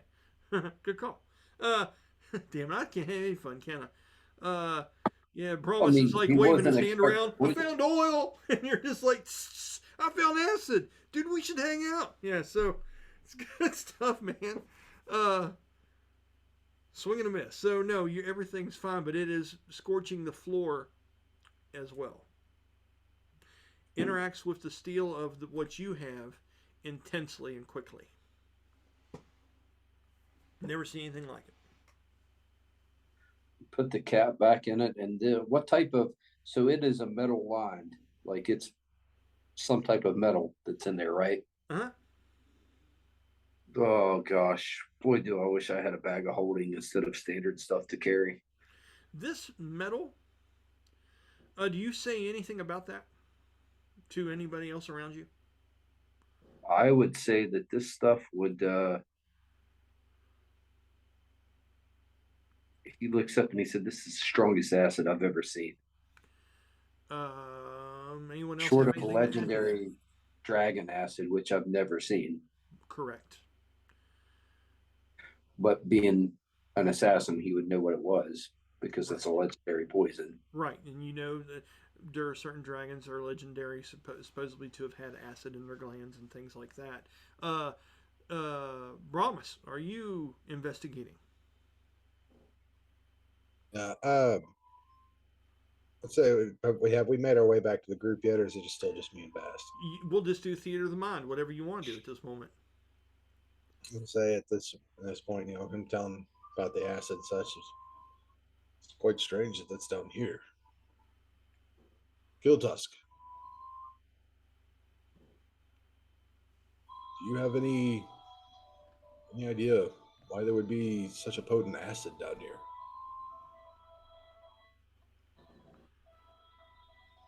Killtusk, roll me a history check of disadvantage. Oh, they're coming. All right, let me know what you get. Brahmas, are you looking at it? He's going off more of the description of what he was given rather than Okay. once he's told it was a very potent acid, he's like, keep that away from me. Okay. What'd you get, Colby? He's So I'm not- he's living under he's living under the rock, Brian. Okay. He got natural 1. Okay. Yeah. You don't know shit. Karsu is overhearing this and looks over confused a little bit too and looks over to Silouan and just kind of shakes her head. It's like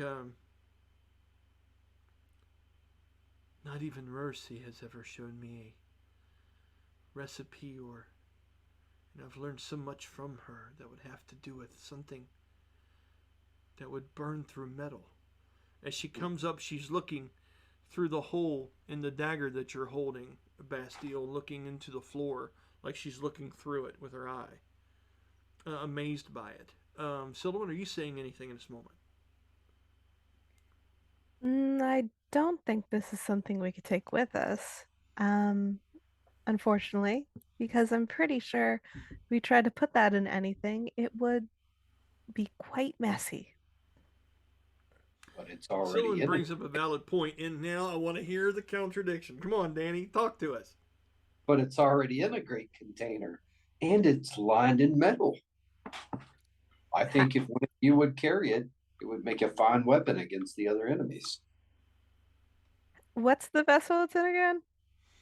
It looks like it's in some kind of stone, granite-like made kettle, like a little pot of a way, and it's got this lid on it that seems to be corked with in some fashion where when it sits down on top of this, it seals it up tight and neutralizes what's going on. And there's a metal lining along the inside of this, like a little oil kettle or something is what it looks like. It's very ancient. You've never seen anything quite like it. Like you've seen people light lanterns and in Alluvia, which is where the avians are from, and ceremonies and stuff, and they had oil that they would pour in, but they were a lot longer necked and a little bit more elegant. This is a very well constructed yet primitive and ancient version of like an oil or acid carrying like device. Is there any like runes or anything like that on the outside that might make this magical in nature to contain it? No. And if there were, you might be able to see a dent or two where it has been wore off over time, as this thing is very, very smooth. It almost has the texture of like smoked glass. Not smoked. What is the name I want to? It almost feels like a velvet kind of. Yeah, it almost has that kind of texture to it. It has been used for a long time. Well, we're definitely taking this. Okay. So you guys debate, do whatever you want, and so are you deciding you're going to carry it, Danny? What are you going to do? He's probably trying to promise to carry it. Hear me out. If you throw this on something, it's going to be awesome. Hear me out. If it gets on me. I want that meme. Hear me out. I want that. Go ahead, Bella, please. It's just that sort of thing of like hear me, like I can see the appeal. I don't want that touching remotely having the chance of touching my skin or my wing or my clothes or the skin. Not everybody has wings, but the clothes of the rest of us. Speaking of that, he takes out his poisoner kit and takes a vial, an empty vial, and sees a glass vial will contain it. Puts a couple drops in it to see if it melts. Yeah, even quicker than the dagger. Wow. Even quicker than the dagger did. Brahmas is going to look around real quick. Does anybody know mending? We gotta have this.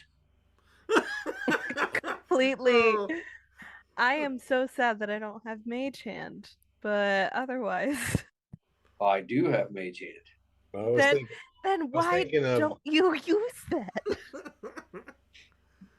Because I'd have to concentrate to carry it along, and I like to do other things. than yeah, and to he's too proud to let Colby take the front of this. He needs to. He's not going to hold conversation. I've lost my brain. He's not going to hold concentration on this and lead the group at the same time. This is great. This DM Gold. Please continue if you're debater. It's Bastille, man. He's like, I won't be comfortable holding it until I know whatever it damages can be repaired. 'Cause that would be a very bad time if it breaks on me and I can't repair the damage done. Okay. Do you, Well, what do you if hand the it to other- Bromus? what if the other giant seraphim decides to be a bad guy and we need this? Twisting the whole plot around just to take something. I've already got this. Okay. He's gonna Bromus is gonna hold out his hand. Or some on my head. Just my fingers. I don't, as a third party, I don't think that's the way to test this. Just You a know, drop. I gotta say, Drop Bella, won't hurt. I gotta say this real actually quick. looks at you and he goes, "That is against everything I know of poisoning." Silowin, you know how I have that slideshow of you? You need to get one When picture you of her mix the doing poison, this. you wash your hands. Once in That needs to alcohol. go in there too. You think the poisoners are drunks because we have poisons? No, we use alcohol to wash our hands. Then we It wash is- it in water. You guys keep on talking about poison. It's acid. Well, yeah, but, But whatever. because it's a corrosive, though. But you know, Just pour the acid, just a drop on my finger. I can Are you repair- asking to drop I can acid? I can repair my own damage. If I can't repair it, I'll know not to carry it. If I He's can, making sense, people. we'll carry it. All right, just to be clear, you want to drop acid. All right, then. Just a drop Jesus. on my finger. And the episode is named Dropping acid. Dropping Acid. So, with a little bit of LSD on the finger, we'll see what happens to Bronx. Danny, I need you to do a sleight of hand, please. Oh, yes. What'd That you would do? be a 26. Got a 15. That's a good roll. Okay. So it's like the old drinking games we used to play where you had to put a drop of beer in a cup or you chugged it. You're just kind of like, tuck, tuck, tuck. And Bromus, which part of your hand are you trying to destroy here? Just a finger. Just a a tip. finger. It's the tip, I promise. We're playing just the tip. And it's been renamed. Stop it. Oh, Jesus, that's so good. In parentheses, yeah. Dropping acid, just the tip. Just the tip, yeah. So as this, my God, that's gold. So as this lands on top of your hand, something very unexpected happens. Promise. You almost kind of wince, and you're sitting there looking through the windows inside of him as you're seeing your big hand on the screen in front of you, and you're getting ready to see this happen. And as it drops on that, in the joints of Bromus's fingers, they are this ancient, very finely honed in granite-like stone materials that have these ancient metals that swirl through, and there are certain parts of glass and gems and things that make up your hands, and your hands are a very intricate part of you. And when this drop lands on your finger, it is almost like it rejuvenates your finger when it touches it, even more so, sir. Okay? Because of that drop, you have, or your body, just that drop, has 2 temporary hit points. And the stone and stuff from the wear and the tear and the years that you have been in Bromus, not know if you ever took them through the car wash, I don't know. That piece there looks brand new. And the metal and stuff that's in between the finger joints that helps it move and the things and stuff like that begin to shine as if they were just crafted and polished more so than they've ever been. It is a very strange experience to you. What do you do? Does Bass see what happens You there? see what happens. I want you to do me an insight check, please. So Mirk's just staring at his finger. Son! What'd you get? 19, natural. With Well, you don't need to talk. Okay, 37. I get it. So, the metal that lines the inside of this damn pot and the stone material it's made out of, although old and worn, has a really close similarity to what Brahmas is made out of.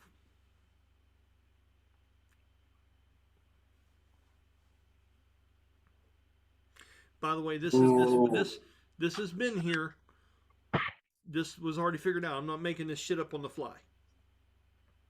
I'm glad someone decided to go over and check them. So when I'm doing Danny's picture now, where do I focus the center of that at? There he is. I got him. Okay. So with that, Silwyn, you would also be seeing this as well. What's everybody doing? Need to preserve this as much as possible. I would like to see it recreated. Okay, so with that, let's go ahead and take our first break. Okay, because it's like 8:51. Also, is everybody good till going till like 10:30, or you wanting to get off at 10, or what are you thinking? 10:30 will be my hard limit. Okay. I'm getting ready to go pick her up from work. We probably won't get back until about 9:30, 20 till 10. Okay. So I may go ahead and cut out for the evening, just depending on how everything's going with her. Okay. So we're going to go to break. Do you want to see if there's time for you to come back, or we just want to go ahead and do our goodbyes right now?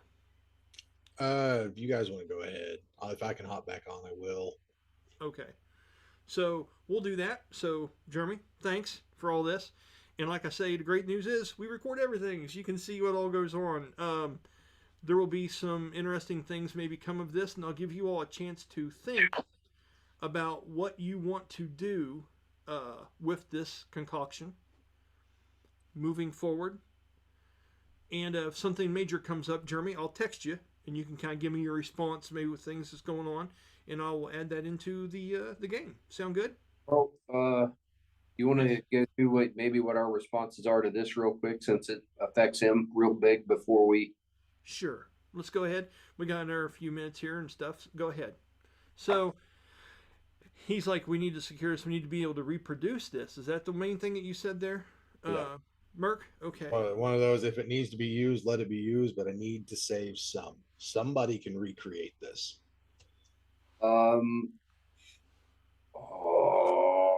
In Killtusk and Silwyn, jump in at any point and say anything you want to. This is a free room conversation here. I summon one of my daggers. You do. Congratulations. Now what? Do you want to make a pair that has holes in them? Is that the plan? No, I summon one of my celestial daggers and I hand it over because it's celestial in nature, and I know that Brahmas is, and I hand it to him. And I'm like, does this feel like you? I don't know how else to phrase this. There's so many awkward phrases in this whole episode. I think you're on par. I think you're good. Does this feel like you? So are we checking? Yeah, I mean, I'll take it and okay. Just kind of see. It does not. You can tell that this is a blessed weapon of sorts by radiant energy, but it is not a make or anything that is similar to the way that you are constructed Promise. Yeah. And with that, he'll hand it back. Just, it's not innate. I didn't mean to stop the episode in a full-on biology lab thing here. Everyone's going to be like, "We need a cricket. We need to find some crickets and some straw. Get some straw." And that's going to be the rest of the episode. That's going to be A it. rubber band, Rubber a band. straw, Well, some duct tape. Yep. no matter what, it appears you should carry it. God, he's so smooth. Isn't he smooth? Nevertheless. Same. I mean, if it's Does- flashing you, you heal. The rest of us go to nothing. True. I'll carry it. Sounds like a winner. So you carry this Can on you your take it person. inside you? What's that? Can you take it inside where you and Silouan go? God, he is that. If you could take it inside you. Oh, this episode is Nice. ridiculous. I can't help it. I can't help it. This is too much. Colby, if you're not laughing right now, you have no soul. Does this feel like you? Can you put it inside you? Yeah, Jeremy. What's Mirk say to that? Suppose Try I to could get serious try. now. Yeah. Suppose I could try. However, it might be better off Stop. being where we could reach it easily. Stop, Danny. It's been set up. There's no going back at this. There's not. We're in this to win this now. This is it. Bella's like 12-year-old boys. 12-year-old boys. Holy cow. It's all good. Okay.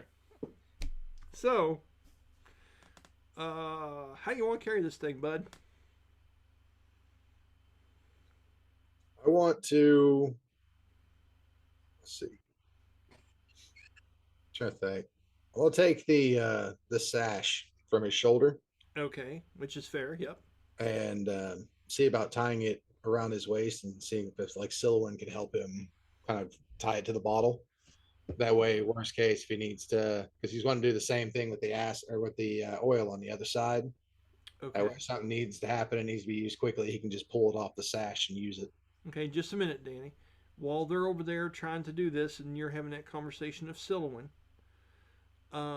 what kind of, now you understand this could potentially hurt her, but it does seal when you close it, and you have to move the lever and put a little bit of pressure on to open it up. Okay, so what kind of check do you guys want to do to make this happen? This will be between you and Silouan. I assume it would be more or less me kind of holding the bottle in place and then her tying the Is it sash. just like a crafting is what I'm getting at? Oh, man. What do you, okay, so as you guys are trying to decide how you're going to go about this, Bastille needs to say something. Go ahead. That made your finger go back. Like it healed it. He's looking up at your eye, and when he does, he pulls out that phantasmal jewel that he said, long ago he would give to you. What if we put this in that socket? Take a couple drops, like maybe you could assimilate it, grow around it. It is an interesting thought. I'm going with what Bass knows about you. Like I It's said, about this what I is know the about chemistry episode. We're all good. So you have that. You have that potential to try that. You're trying to make something to just hold it for now. What are you guys doing? And Or even you want drop to, it in your eye and it may restore it. once you but it's decide fine. here, Jeremy, then we're going to go to break. I think it'll probably get Silouan and Bast's help just because there's a lot of promise to work with. Okay. And then probably a series of sleight of hands for fashioning the knots. Okay. Are you trying this eye thing Yes. idea? Yes, I absolutely want to try that. Okay. So, let's go ahead and go to break. And then when we come back, I'll have some rolls and we'll decide the outcome of these things. Okay? All right. So, just a minute here. Let me get ready to pause this. And 3, 2, 1, pause. Okay, we're back. Good deal, man. Like we mentioned earlier, Jeremy has some personal things to take care of. He is going to try to join us again in a few minutes, if he can. If not, I'm going to do a little texting on my personal phone with him, and just go back and forth with some things to keep him in the circle until next game. Okay? So, we're deciding to just go whole full chemist shop on this stuff. Which one do you guys want to address first? Making the sash and holding it, which seems like that would be secondary, or firstly trying to put this jewel of some kind that Danny has, or Bast has, into Brahmas's eye socket, where he has a busted visor, like a window to where his eye was, and then mending it with this stuff. What's your thoughts, Bast? What's up? I'm all about, let's see if this thing will make him see. Depth perception is important. Okay, so, are you two seem to be content with this? And Colby, is there anything Killtusk could be saying as they're doing experiments on Brahmas? Just You are the one that had the image that saw the battle that was going on outside. mhm. So you know that although this is D&D and we get lost in things, we also know that there are people fighting against a Vizillion as we're in here doing these kind of things. So if anyone had something to say about this, I believe it would be you. But that's completely up to you guys. We can move things around and work it as it is. It's not like time's standing still inside here. It is moving. So what is everyone's thoughts on this? I think Killtusk would want to tell the guys, tell the party. Tell them what. Go ahead and do it. Even though it would be nice to know exactly what this does, but Thank you. um, when before we left the previous room, I tapped into the eyes of Loki, and one of our I guess unplanned reinforcements have told me that more of a zillion are on their way, and our friends are always fighting as much as are fighting good amounts right now. So I suggest we try and hurry and get out of here. Okay, Silwyn, I'll give you a chance to reply to that as you guys are getting ready to start making up this makeshift sheath, or I don't know what you would call it, to hold these makeshift bag or satchel. What are you saying is Killtusk has concerns, has brought up that he shared a site with Loki outside? Yeah, so when we say, you guys are like they are experimenting on Brahmas or wanting to play chemist, that's too many people. Silhouette is not actually gung ho for this plan. She is kind of more Okay. so of like she was very much against it, and then that's kind of cool. It has a good impact on Brahmas, and he's very uh eager for that. That's pretty cool, but she's on the same page as Killtusk of like, all right, let's not mess around with this for longer than we have to. Okay. And Bass should be like, well, in that aspect, maybe the jewel is not a good idea. But the restorative magic on your eye would be a great idea. Brahmas, the head of Brahmas, turns and looks to you and nods and he goes, "We will see if it works some other time. When there is more time. As a lot rides on what we discover while we're down in here. Keep that jewel for now, Bastille. And with any luck, maybe we can make that work when we have more educated hands on. As all the years I've spent furthering my knowledge of Brahmas, not even I can foresee if this would work or not. Also," and he holds his hand up and looks at his finger, He makes a fist out of it and he says, if the properties of this are rejuvenating is the word I believe I would use. Might it be used elsewhere throughout the temple? We'll just have to... We'll decide together as we go. Agreed? Well, it affects you, so I agree. As in turn it affects us all. I've at least learned that so far. He nods back over to Silowin and raises his arm up and kind of dismantles that and lays it back over the side. And he says, if it would help me carry this, I would appreciate it. And he's waiting for you guys to try to craft something up out of that half cloak shawl that he has over his shoulder that he wears, the real big one. Okay, I'll tie something. As we were kind of talking about previously, correct? Yep. I tie up, being that I've got, a background as a rogue, I knew how to hide things. Okay. So. And Silowin, in what way would you like to try to help fashion or craft this, since it was kind of your idea to begin with? It was not. Was it not? I thought it was. Or was it Jeremy's? Yeah, it was Jeremy's.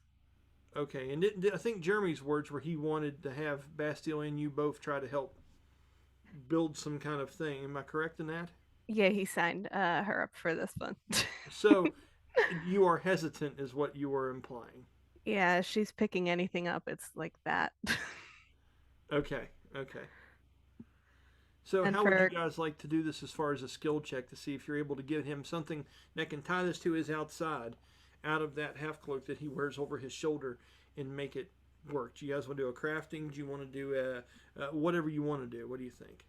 Well, it's kind of knot tying and stuff, so that almost the closest thing I could see would be maybe acrobatics. Being acrobatic with your or a dex check with your fingers. I'll let you do a sleight of hand check, Danny, and then Silowin, I'll let you choose which kind of check you would like to do in this endeavor. Okay. What would you like it to be? Can you think of anything in the list there that you think pertains to this that you're good at? She's good at dex, so something dex based. I guess that's another sleight of hand, because that's the only thing that I think works. So I'll let you roll together, or I'll let one of you roll with advantage. You can roll with advantage. Okay. So who's rolling? Danny. Okay. Okay, well. With advantage. Oh, okay. Yeah, because in D&D, if two people team up on something, you can try a skill check with advantage. That's basic rules. Well, that's definitely better. That would be a 14, 25. That's plenty. What you guys have crafted out of what he's made, he nearly looks, he goes, This looks sturdy. He goes, thank you. You damn near, you almost would get jealous of it, Bastille. It's something you kind of like to have for yourself after you've made this nice little crochet basket out of his own ornaments and stuff. So, and it does seem to hold this container snugly with what liquid is left in it, which is roughly at about 6.5 ounces worth. All right, with that, Bass just looks at him and then just heads out the hallway back out the way they came, trotting back out to the platform. Okay. Silowin, Killtusk, does anyone else have anything to do before we start rocking on through the water temple? Okay. So, the same marching order as before. So Killtusk and Bastille will be together deciding on the direction. You know that you've already been up and through here. You checked these areas. You didn't see much of anything. This would be a bit of backtracking now. It would get you all the way out to here. And when we get to that point, is there anything you'd like to stop and double check on your way? You're going back past the tomb and all that stuff. No. I searched everything for traps and for hidden doors on the way through, so. Okay. as you go back and go through, I would like for Bella to roll me a 1d20. A 20 is fantastic, a 1 is absolutely terrible. And I need you to tell me what you get, Bella. 7. Okay. With a 7.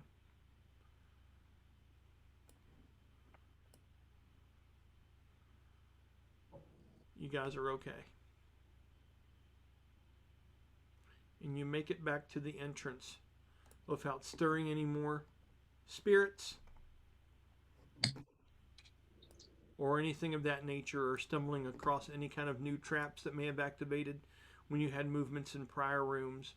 And now you're looking out into the grand room where there's this bridge that didn't it get to be in pretty bad shape when Brahms come across it? Yeah, there's like the last 30 feet of it are gone. Yeah. So you've got the pillars left here.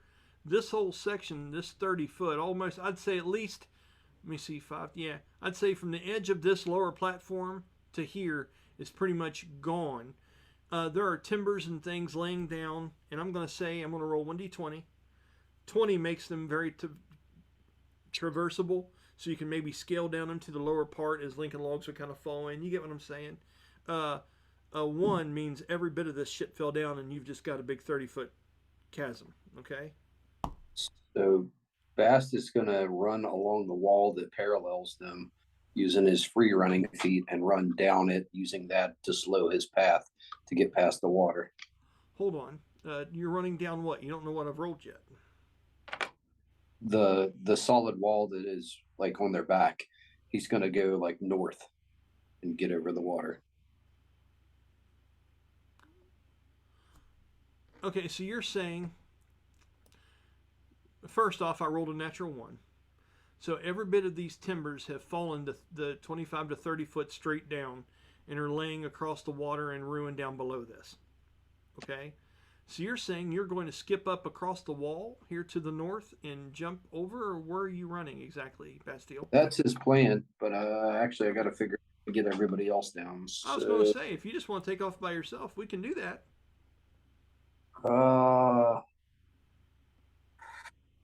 Someone could bound this pretty they have easy. rope. I'm sorry, what'd you say, boss? He says, does anyone have any rope?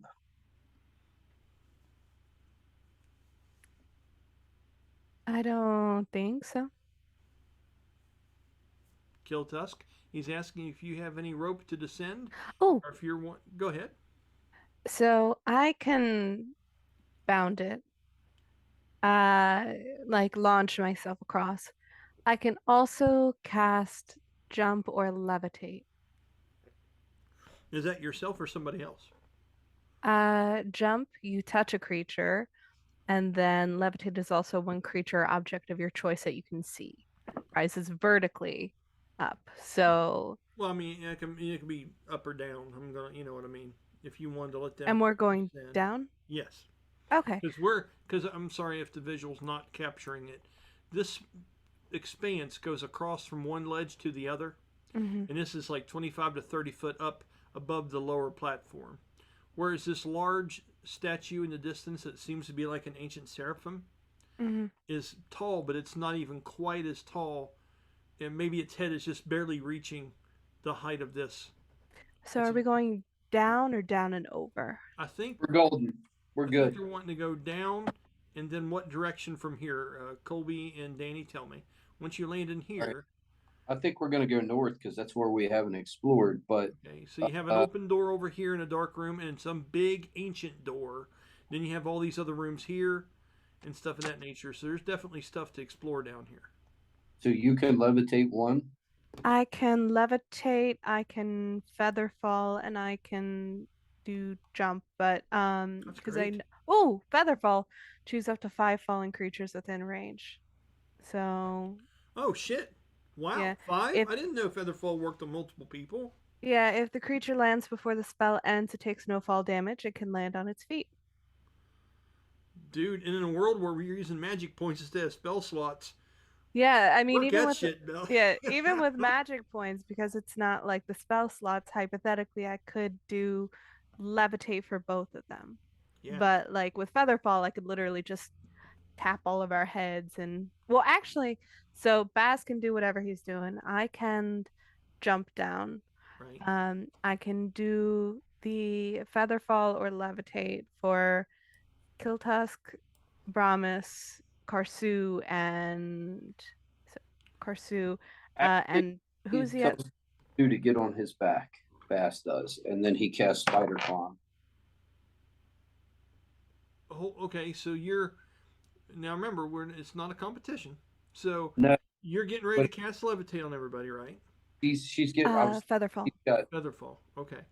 I might be miscounting, but she was counting people off, and I was like, man, I can knock one of those out. I couldn't carry anybody heavier than her because Bass ain't that strong. No, I think But 5 gets y'all. Because I'll there's fight. I was gonna have Killtusk look at Bastille like, hey, you want to go again? With the shot arrow. That's funny. Also, I would like to mention to Silowin, to Bella, that they're although they have trudged and went across the water and landed in it on accident, there seemed to be this kind of being wary of making large waves in the water earlier on that you weren't here for. Mm. So these waters, although they're shallow, you can walk through them. They're usually about waist deep or so, deeper in some areas, more shallow in others, but seem to be around 3 foot to 2 foot deep. They've been trying not to tread because it seems like when you touch these waters, the ripples of that go all throughout this place into unknown rooms and things. If we go straight down, do we then go into the water? Oh, you could jump. That's only 5 foot right here. So if you leapt off the ledge, And then and then where the Featherfall. feather fall, you'd be perfectly fine. Okay.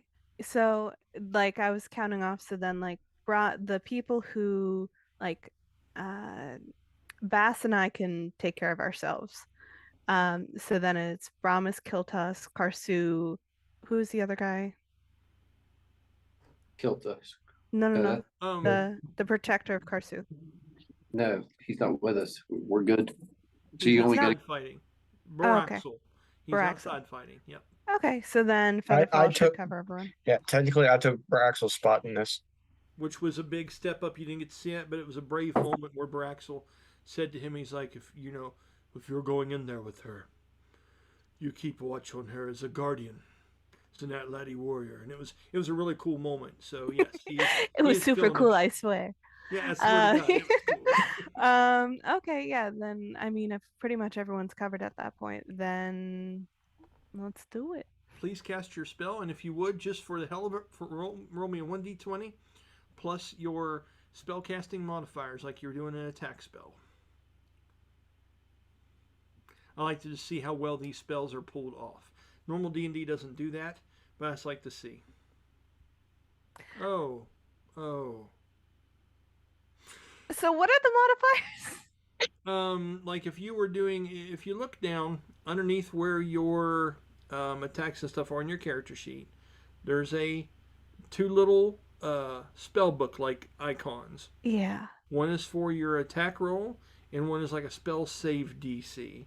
So I would just do this like it was an attack roll, or which one do we usually do? Is it spell save DC, Danny? I think it's the attack roll one.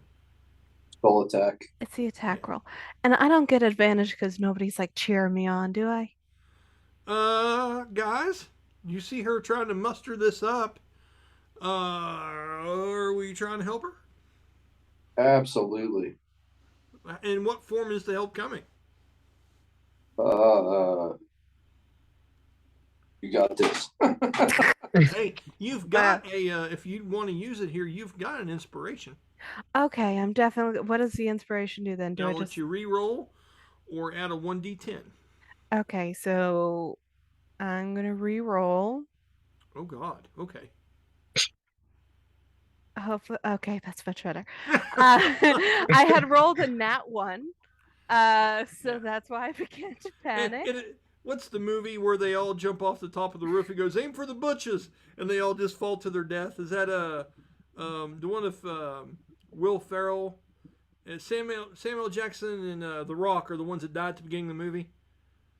office something. I forget. But anyway, I don't mean take away the moment, but yes. At first Yeah. you had doubts, then you cast a much better version of it. As long as you got over a 10, the spell goes off very, very well. I rolled exactly 10, and then the spell attack modifiers plus 8 or 8. Perfect. You did a perfect version of the spell. So you how guys, many magic points is that? I think what level spell is that? Featherfall is first level. So it's three magic points. That's 3. Yeah. All right, that's not bad. No, ma'am, it's not. At that point, since it can handle 5 people, I'll just featherfall myself at that point rather than leap. Yeah. So you all, I'm going to go ahead and say it's a pretty simple thing, and you all were able to jump out at least that 5 foot off the edge, and you would land, and I'm going to put it just for graphically purposes right here. Okay? So, but you guys are going to be on the edge here collectively where the NPC square is. This just made me realize something. Yeah. I don't know what the tracking is for Sylvan right now, or what her health or anything like that is at. You are okay for now. You just go ahead and put you full because you guys had a long rest. Okay, so I'm gonna open up a Google Doc and use that for her tracking. Okay, that's cool. Yep, you're good. Well, let's go through that door right ahead of us. I'm just going to start walking right at it. Right up here? Yep. Okay, let me see which one Might that as is. well. Nice and bright. Okay. How you just start walking right up to it, huh? Okay. Yep. Killtusk, you say anything about this, or you just like follow the leader? What are you doing? I mean, I'll still make a remark. Hey, you never answered me about that bug. I told you I was studying spells. Mm-hmm. Are we paying attention to where we're going? Or are we chatting? As Little the bit. two, as the two Mr. eyes in Mr. the front of the party. Mr. Slick over here is trying to blow me off. I can imagine Killtusk go, Mr. Slick over here. That's good stuff. And someone has no You idea don't what the know whether you context believe is. him on that or not. I'll do a deception check on that. Let's see. Now This that I is know. high. Okay, so guys, here you go. When you walk up to the room, this is what you are seeing, Danny. Since you can see through anything, you will be able to see in this room first, and this is what you get. I love this room, by the way. Oh, that looks bad. Bad room. So, I will let Bella read this next one just because Dana gets to read them all. And you guys are all just kind of walking up here. This is T9. Okay, just a minute. Let me open it up and you can read the description. Oh, that's cool. I was like sitting here like, ooh, that's a cool decoration on the back wall. No, as soon as you zoom in, oh, that's bones. Okay, just a minute. I'll center on that. And Bella, you are more than welcome to read here in just a moment. Let me get the self over here. And go ahead. Against the far wall are the remnants of what appear to be dinosaur bones that have been cleaned and used for crafting. Data parchment depicting lost Mechon technology lay amongst multiple tools, materials, partially finished gears, as if the ancient Atlati were honing their skills in this long abandoned workshop. Okay. Ooh, So maybe not as bad as you thought. Yeah, and I know that two of these guys, because of them schematics, they got advantage on that stuff. And one of these guys don't, because he don't know crap about no Mechon. Right. So that would be the guy. You'll see this old rug that's laying down in here, his hand-woven rug, has got ancient spots of different kinds of dirt, debris, blood, and rust on different pieces of it. These oil lamps are over here, and you will see all these gears. And these very similarly look like the gears and stuff that you saw inside of the skulls that made things. And Jeremy's coming back right now, which is going to be great because we walked right in here at the right time.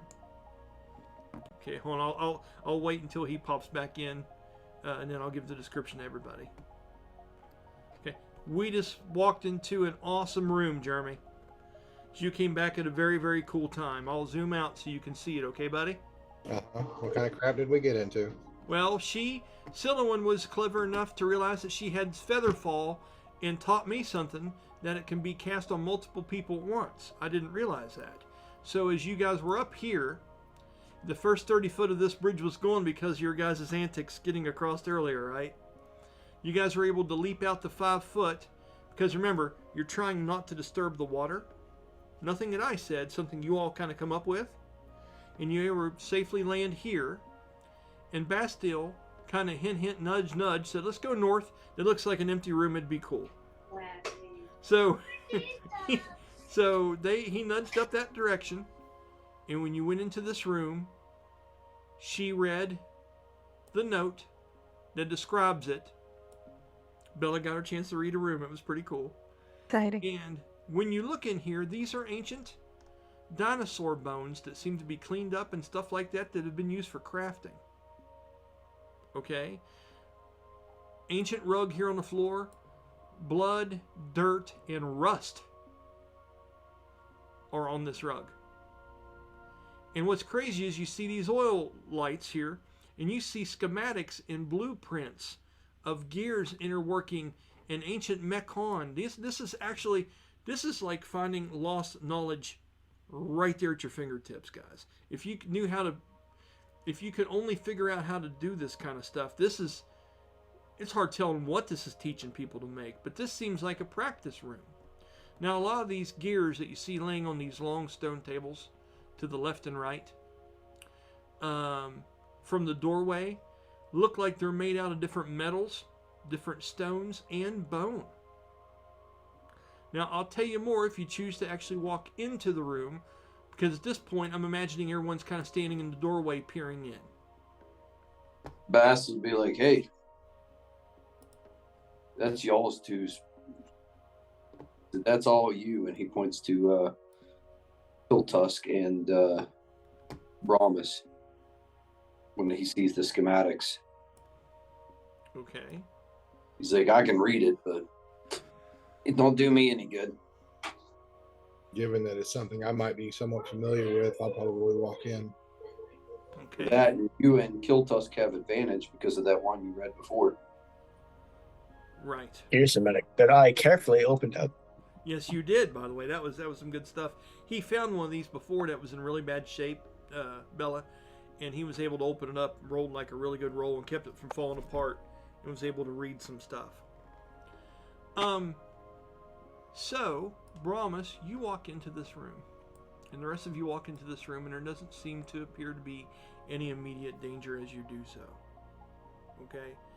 But as you see different kinds of picks and different kinds of precise tools that have sharpened edges, and you see the different drawings on these pieces of paper and the craftsmanship in this room, there is some very complex stuff going on in here, and this seems like it was all in practice for making something greater. Okay? Who would like to investigate something in this room? And now I'm going to have you do some checks for me. I will take the left bench. Okay. Killtusk, since you spoke up first, you're going to go over to this left bench and you're going to see this piece of paper right here. Okay? I need you to do me an investigation or insight check. Does it involve gears? Yeah. Alright, so then I get to use my bonus for insight, because that's a plus 1d4 insight on gears. Mm-hmm.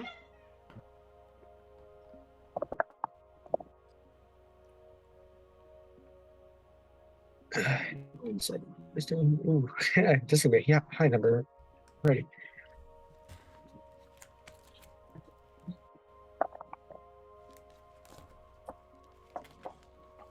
$28. Holy shit, really? Yeah. Okay. Just a minute here, let me look.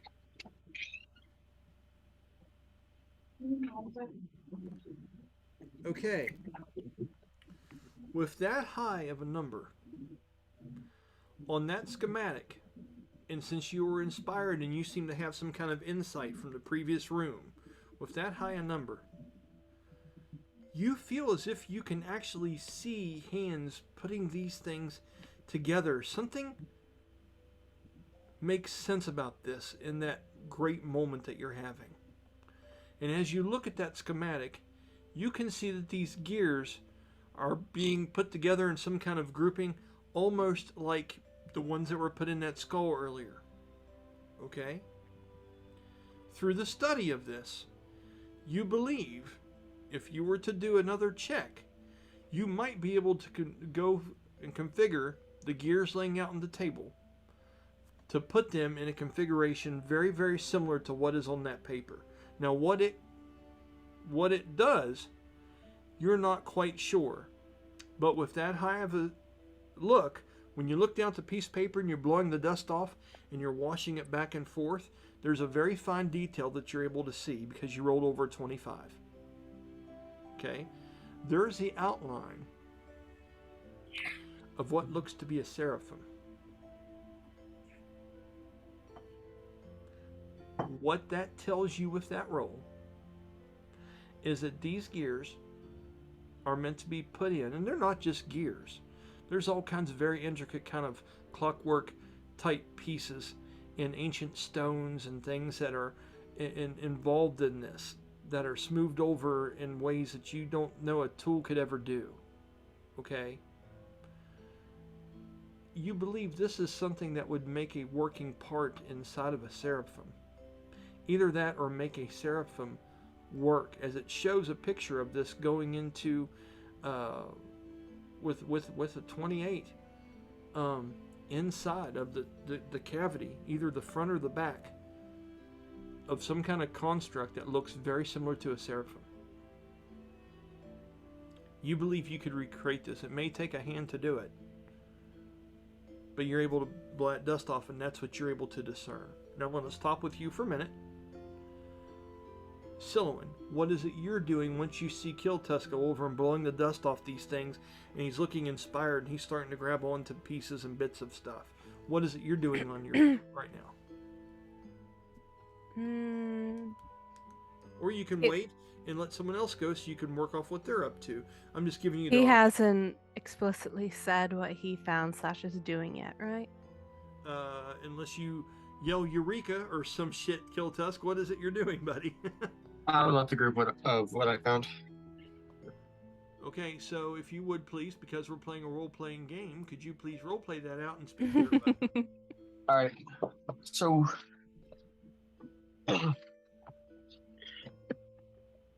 I just found something interesting.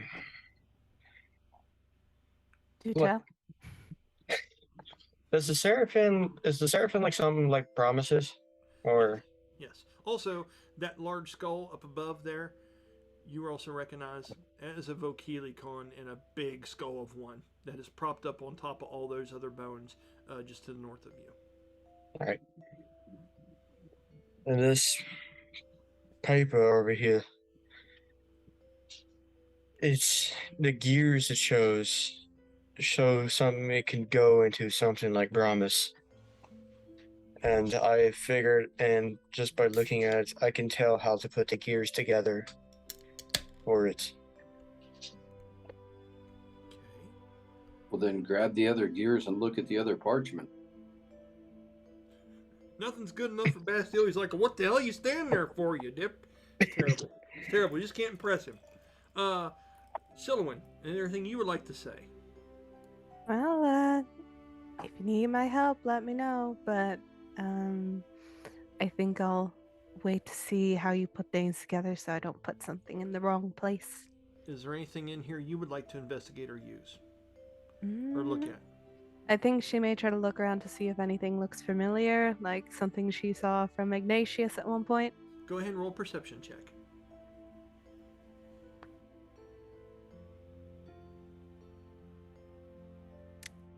Did you roll another freaking natural one? It was a 5, so 5 plus Ooh. 1, 6. Yeah, so she's just like, wow, dinosaur bones. Cool. I think Bella's actually doing a logical So we're not experiment. so perverted. That's the name of the I'm episode. going to play D&D, but consistently say I roll low numbers to see how everybody acts and take notes. I'm just glad that in a world where Danny rolls everything over 40, that there's some people that are human and honest in the world. That's all I'm saying. It's the karmic balance. I just have to roll poorly because he Danny, rolls so well. Yeah, you've got to start rolling lower to give someone else a chance, bud. What the hell? Hey, at Well, I least rolled- now we can actually verify his dice rolls. So, you lots of pretty bones. Very, very cool. Moving on to the man of the hour, Brahmas. What are you doing, buddy? I want to check out the bones. Oh, you mean the things that Silhouette is staring at? Absolutely. What Yeah, would just kind of walk up, like, what's your thoughts? go ahead and or what kind of check are you rolling? You convince me. If you got bone picking as a skill, buddy, I'll let you use it. I do have archaeology. Dude, Points in archaeology. I feel like Bill and Ted. Dude, archaeology, excellent. Yeah, so go ahead and do that. I That love was he my just Bill comes Bone up. Pick with you. I love he comes up like, "What are your thoughts?" She's like, "Bones." And he- Well, I'd like to think that, you know, Mirk has been around for a lot longer than everybody else, so this It's is very true. likely something familiar to him. It's true. Roll a check. Archaeology. Fuck yeah, buddy.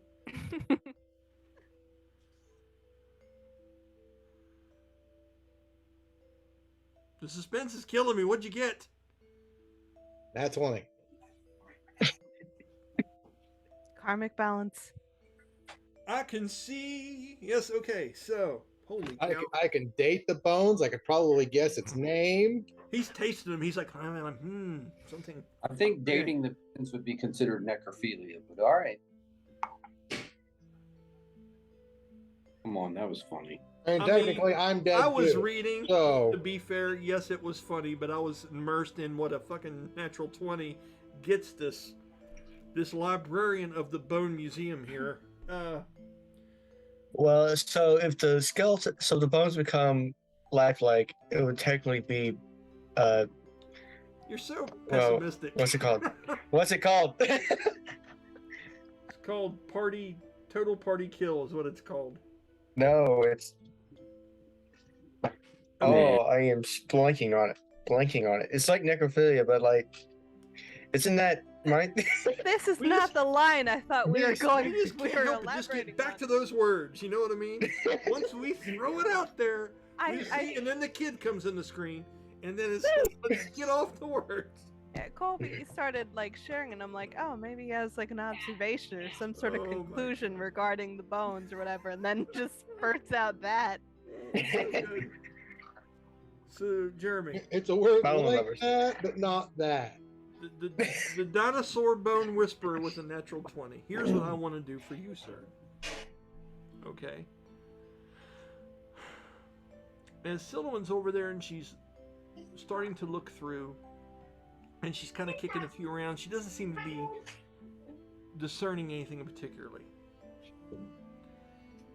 As she does and she kicks something, you see some bones shift and they kind of fall down. This pile's about 8 or 9 foot tall along the side, and each one of these seems to be crafted in some kind of way. Something goes on here.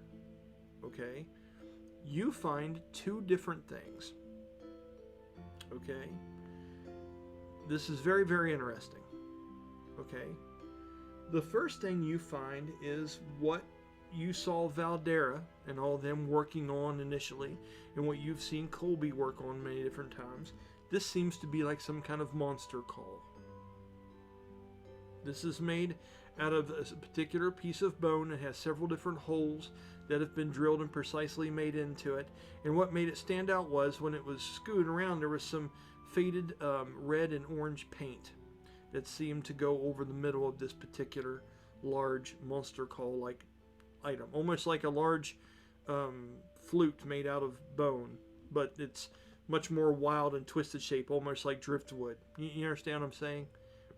And what kind of monster it calls to, you couldn't be particularly sure, but you saw that. But what's even more unique is the next thing you found of that roll. Okay? In between some ribs, you pull out something that you don't know where this would have came from, but it looks very, very unique. And what you do is you see a pair of chakrams, okay, that are laying and are tied together, okay. Now the piece that binds the in between of them, you do not clearly see that at the moment. You know, some people that have used chakrams in the past, and you've seen Miyasha use them. You've seen different people use them over the years. Some people have something that connects them together. These two are separate. And they seem to have some kind of fine metal ring in the center. And making the 5-pointed edges on this thing seems to be some kind of sharpened, razor-sharp, dinosaur-like tooth. Almost like a shark's tooth looking thing that is built into these. Lastly, with that natural 20, you will also see that there are some kind of carvings and things into said teeth. This looks like a mix between a wind chime and a chakram-like weapon from an ancient time that has been forgotten. These look important somehow. These look really, really cool. You've never seen anything like them. And then upon looking at that, you can see other kind of bone instruments that have been made. You see the impression of some gear spikes and some different smaller pieces that have been made out of the bones. And what you're seeing is like the leftover parts from everything that was made on the counters. But you see those two things, and it's pretty large size. It's probably about 3.5 foot long, made out of a certain piece of leg bone, has a really neat curvature to it. So you see a monster call and the chakrams. Now, is there anything you'd like to say to the others before I move on to Bastille and see what he's into? We'll look back to Killtusk. You tend to be good with the monster calls. Take a look at this. I'm out of it. You guys have your conversation. When you're ready to roll the next roll, let me know. I want you all converse, talk. I'll tell you what you see. And you see, you do see that he pulls this out once you kick some things around Silouan and revealed some more things that Brahmas was able to pick in and look at. So, pretty cool stuff. I absolutely helped with this discovery. Is that what she says? Because that'd be great if it would. Yeah, I think she's like probably Okay. being like feeling like a little bit defeated that like she was like bones, and she's like, I knew exactly what I was doing in unearthing. So Killtusk. Go ahead, guys. What are you doing, Killtusk?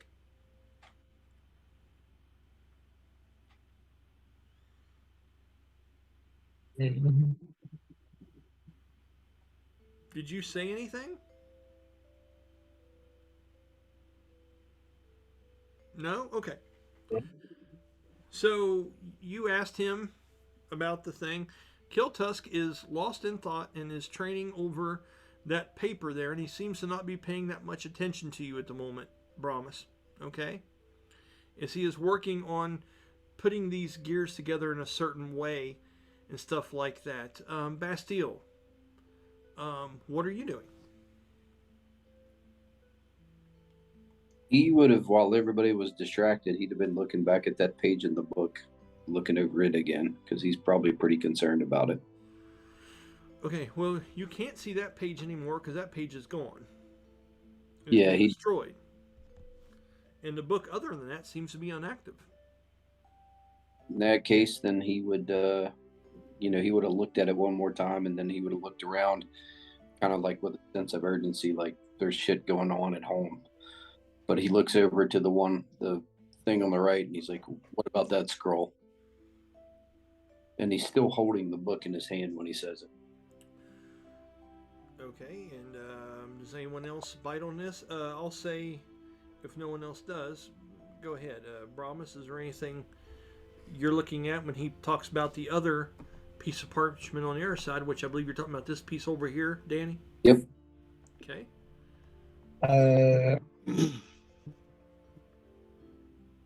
Go ahead. I think Killtusk will see if like it's like the same thing as when he looked at. Okay.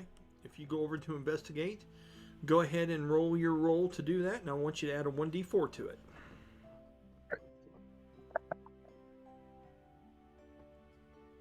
So we doing insight or? You tell me. I'd say All insight. right. Not I'll all of say us insight. have. Not all of us have archaeology. I mean, sometimes you just got to be real, you know.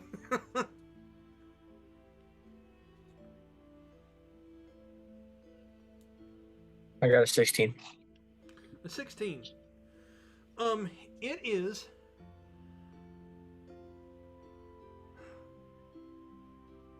It is of a different kind of ice. But unfortunately, because of time, it does not show the impression of what it would go into exactly. But this is some kind of device that is similar in the methodology of the one on the other side. Okay, you try closing your eyes and imagine what these people might have wanted to try to do here. What was the purpose of this? And you can't see how it was used, but you can tell that some of these pieces down below here could possibly make several of these connections if laid out properly. But you just don't know what would start it and what it would go into. You had a great amount of insight on the last one there, which is why you got your D4. But this one stumps you a little bit. Okay?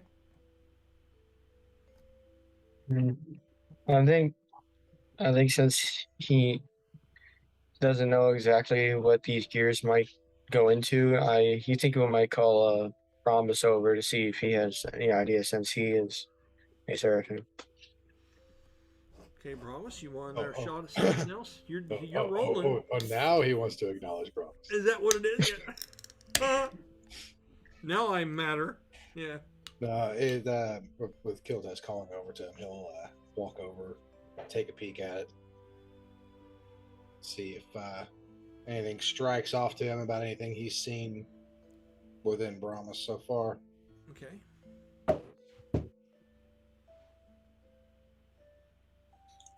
Do I need again an investigation or? Sure. Yeah, you had advantage on those because of you reading that previous scroll. It's a 17.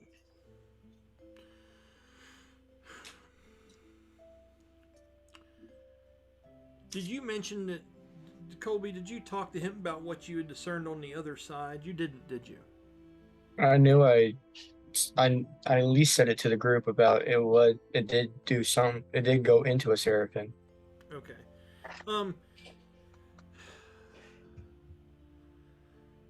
Jeremy, with the 17, I'll let you ask me 2 questions about that paper and what it might entail, and I'll give you yes or no or kind of vague answers depending on that. So think smart, and what would be the 2 things you would want to ask me about that, knowing what we've already discussed, what Killtusk has told you, things about that nature. No pressure. I got a pretty good look at the statue that was in the main room. Oh, yeah, that's right, yeah. Do any of these schematics resemble any part of that I saw? Absolutely. The one that Killtusk looked on the other side really, really did. It looked like a seraphim form that those gears go into somehow. And the schematic I'm looking at is basically like looking at something from Da Vinci. It's the shape, and then it has the different lines pointing. And as a matter of fact, I will say with a 1 point higher, and using the information from the other one, when you look through the gears, you do see a dotted line that doesn't make a whole lot of sense. And roll me a perception check, real quick, Jeremy.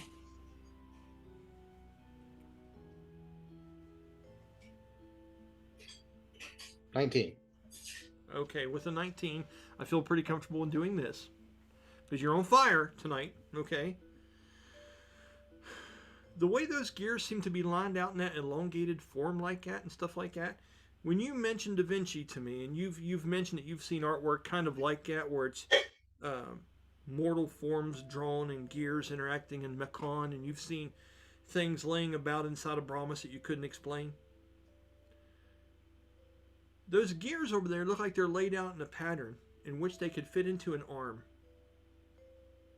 You see gears that would represent the elbow joint and things that would open up and close up compartments on one.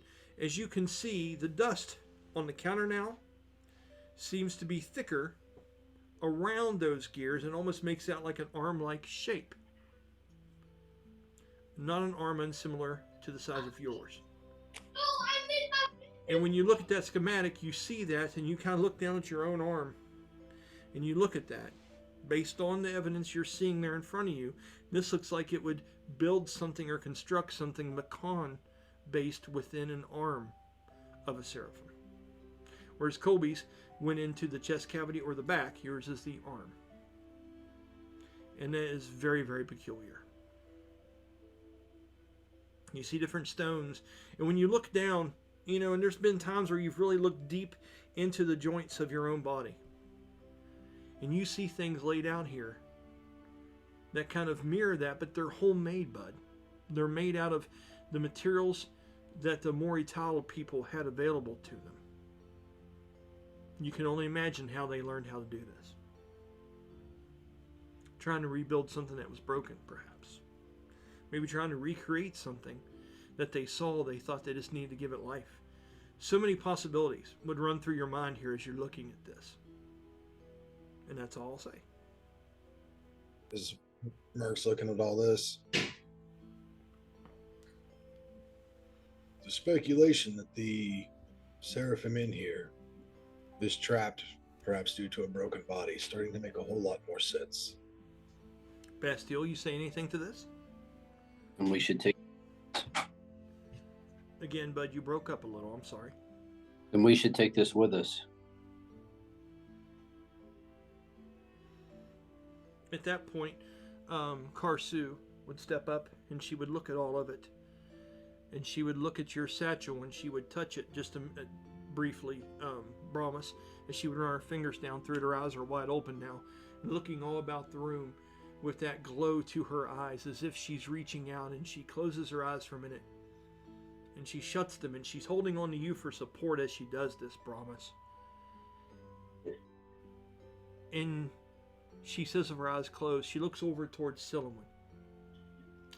And she goes, "This is old. I can hear the whispers. I can see the men and women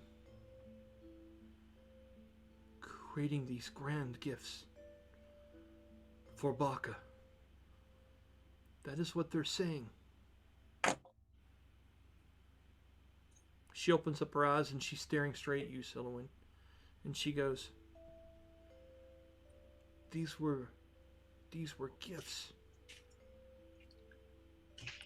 to give mortal life to a god.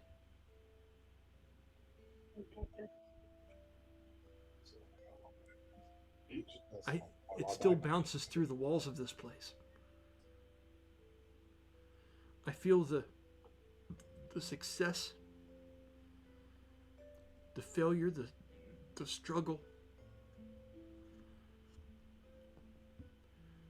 And mostly I feel the pain of being torn away from this work. They were right here. And she lets go of your sash for a minute, and she walks over and she puts her hands and her fingers in the dust. And her eyes illuminate as she scans and looks through the walls. And they were stopped before they could finish. And she looks over at Killtusk. She bites her lip and she says, "This can't be for nothing. We have to make sure this gets finished. We have to do what was begun. We have to complete this." I feel their sadness. And she kind of pulls that piece back around her chest and kind of holds it and kind of walks back and stumbles just a touch. I'm doing a Constitution. Okay, she passed, but she's weakened briefly for this deep look into what happened in this room, almost like a seer of visions, which is kind of what she does to a degree. And as she begins to fall backward a little bit, you see her legs get a little bit crossed. Does anyone wish to try to catch her or to help her in this instance? Silliman and Colby, you're number 2, but I saw Silliman's hand go up first. So if you would, please roll me an accurate check if it's just dexterity or if it's something else that you can convince me otherwise, that's fine. And let me know how you do. Okay. So, dexterity. Rolling for dexterity. I rolled a 19 and dexterity is +4, so 23. That's awesome. And I think you get proficiency bonus into that too, possibly. I think. Do you have proficiency in dexterity? I don't see it on here, but potentially. Yeah. But mentally, I imagine she's more so catching her, cradling her with her wing when she begins to go back. Oh, wow. Nicely done. Yeah. It's so funny though, like, because mentally, like, I think she goes, like, when Karsu goes, like, this is old, I think, like, mentally, like, she adores Karsu, so she's not going to say it out loud and be, like, sassy like she can be with, like, promise and stuff, but, like, it's old, like, in the back of her head, she's like, yes, they're dinosaur bones type thing. But then as she like, but then as she was like elaborating and kind of going in and kind of seeing all this, like her like kind of more like humor kind of quickly was dropping into worry. So she was very eagle-eyed on her. That's and then when sweet. she began to fall, she went with the wing. So that's really cool. Good moment. That's real nice to use that in that way. Very, very, very cool visual. Thank you for that. In that moment, is there anything else anyone wants to do in this room before you guys choose to proceed? Or you let me know. You have the keys to the proverbial, what is it? Lamborghini. There it is. I saw Jeremy voice it. All right, so what's going on, everyone? I'll start with Killtusk, just because it's where I looked first. Real talk though, you said the proverbial, and I was expecting something that was more like D&D. So I'm like the proverbial, like celestial steed, or like One. Dude, something. What did you name that thing, by the way, Jeremy? That thing was fucking awesome. Your celestial Mechon steed. I don't mean that, we won't stop for that, but if you do come up with later, I love that shit. That's really cool that you can summon that thing. Paladins, man. Paladins. So, Killtusk. Awesome room. Could be more, could be less, could be so many things. What are you doing in here, or are you walking out of here? Or are you just jumping into the bones like it's a fall pile of leaves and just swimming? I mean, what are you doing?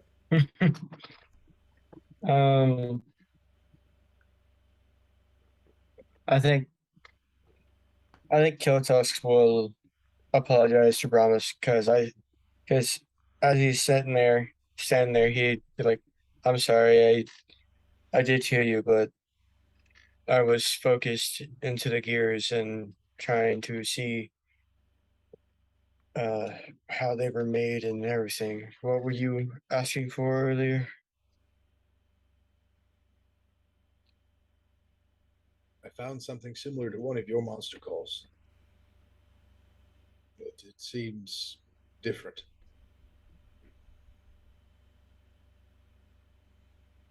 And I'll take it out and I'll show it to him. Okay. What do you? I'm gonna describe it one more. No, I don't need to describe it one more time. I spent like 5 minutes describing it earlier. It's beautiful stuff. So, Colby, in the presence of this monster call, what kind of check would you like to do on this thing? Do you want to do like a pick it up and try to use it kind of thing? Do you want to try to investigate and see what it is? Tell me what you have in your character sheet that's going to make you kick ass at this. Well, I would say since he's like used since he's like sort of like the hunter and everything else in his in his like tribe group, I think he would go insight since he knows a little bit about his monster calls. Okay. Go ahead and roll that. Let's see what you get, bud. Good things. Come on, big things. Bella got. You're gonna get medium. Danny got the high out of the way. Bella got the low out. Jeremy rolled a 20. You're due. You're due. I did just get a 19 though.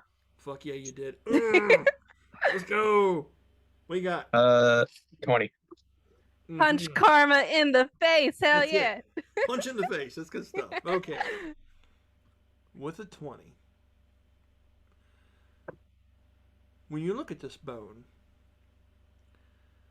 the first thing that strikes you is this is not the bone of any kind of dinosaur that you actually know. Which is strange. Because this looks like a finger bone.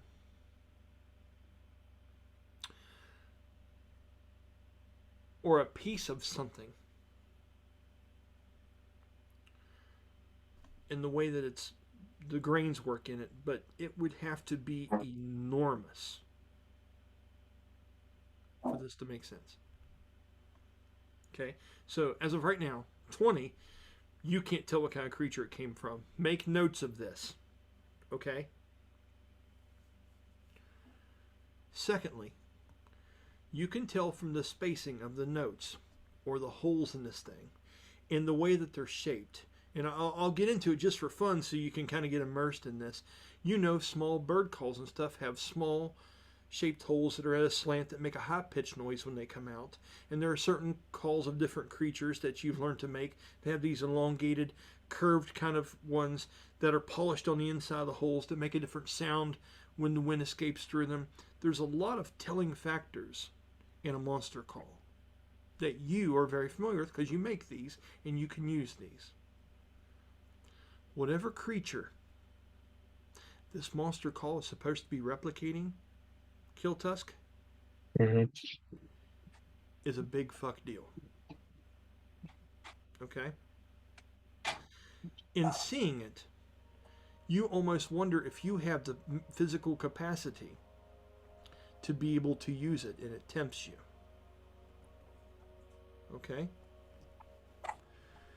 With a 20, you also see. No, you probably wouldn't see that with the 20. It would have took a 25. But you get those initial impressions from this. You can see where there used to be straps on this thing where it was carried at some point. And now looking over at that bone pile, you can tell that this was one that was a functioning one. It has use. And the other ones over here, it's like people have tried to replicate it exactly, but it didn't go perfectly. What are you doing?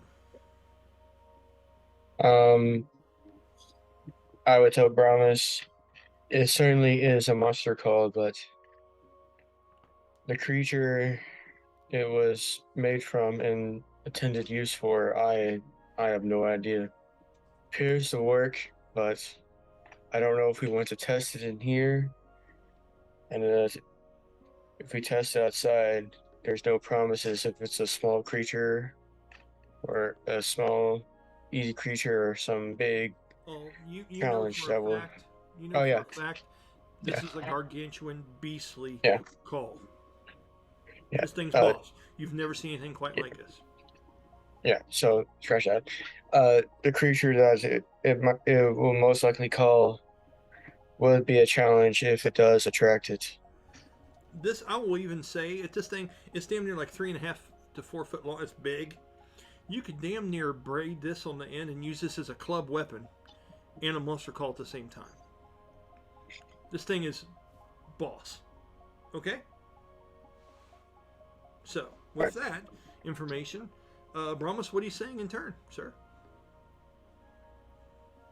Might be worthwhile testing out at some point, but perhaps when we are more equipped. Bastille, You think it's still alive? It may not be alive. And there's always that if. So what are we thinking, guys? say we take it, the gears, the chakrams, and we go to the next room. The more we figure out, the more we'll figure out where these puzzle pieces fit. And the Now- quicker we You're right. You're exactly right, Bastille. You're exactly right.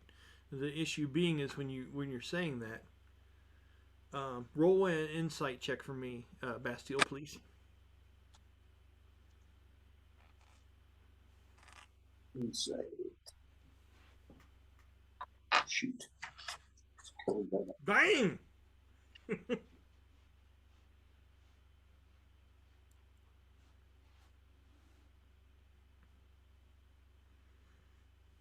18. Okay, with an 18, some of these gears are heavy, some are big, and some of these are placed out on ways on the benches, like I just kind of briefly mentioned earlier. These were a work in progress sometimes, and to move them and collect them up and take them would possibly alter. It's almost like picking up a puzzle and moving it to another room. You know what I'm saying? Kind of that. I mean, not that bad, but maybe that bad, right? You're not quite sure. And to pick up all the gears and take them with you would be quite a burden. There'd be quite a bit there when you just look at the immensity of them and all the different kind of pieces of bone that have had some kind of workings here. Plus, they're in some kind of pattern on the table. Now, if something were to be worked on here with them, that's fine. And also, they're always accessible as your mind searches for solutions, right, Bastille? But those are the first things that come to mind because you naturally want to take things with you. When they're with me, they're safe. We've got them, we can go. But in this instance, as you get that need to do that, what would Vander think of this shit? But then you realize the way they're laid out, and it could be intricate. You're not quite sure about it now with an 18. But do what you want to do. That was just a realistic look at that I wanted to give you before you made your decision, okay? D&D, baby. It's all you. Well, nothing's touched these in how many decades? We'll find out where they go and we'll come back and place them piece by piece. Anyone say anything to this? I am just a DM. You are the people he's talking to. Unless one of you remember exactly how they go. Given their age, that may not be such a bad idea. Sound good? Okay. Do you guys want to press on just a touch further to another room or see what you run into, or do you want to call it quits there? It's 10:21. What would you all like to do?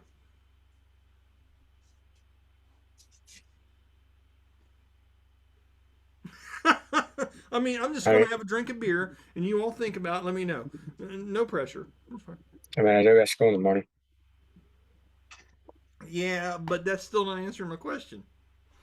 I have school. You have school in the morning. What'd you say, Danny? I have school as well. Okay. The schools have it. Thanks for showing up tonight and doing all this.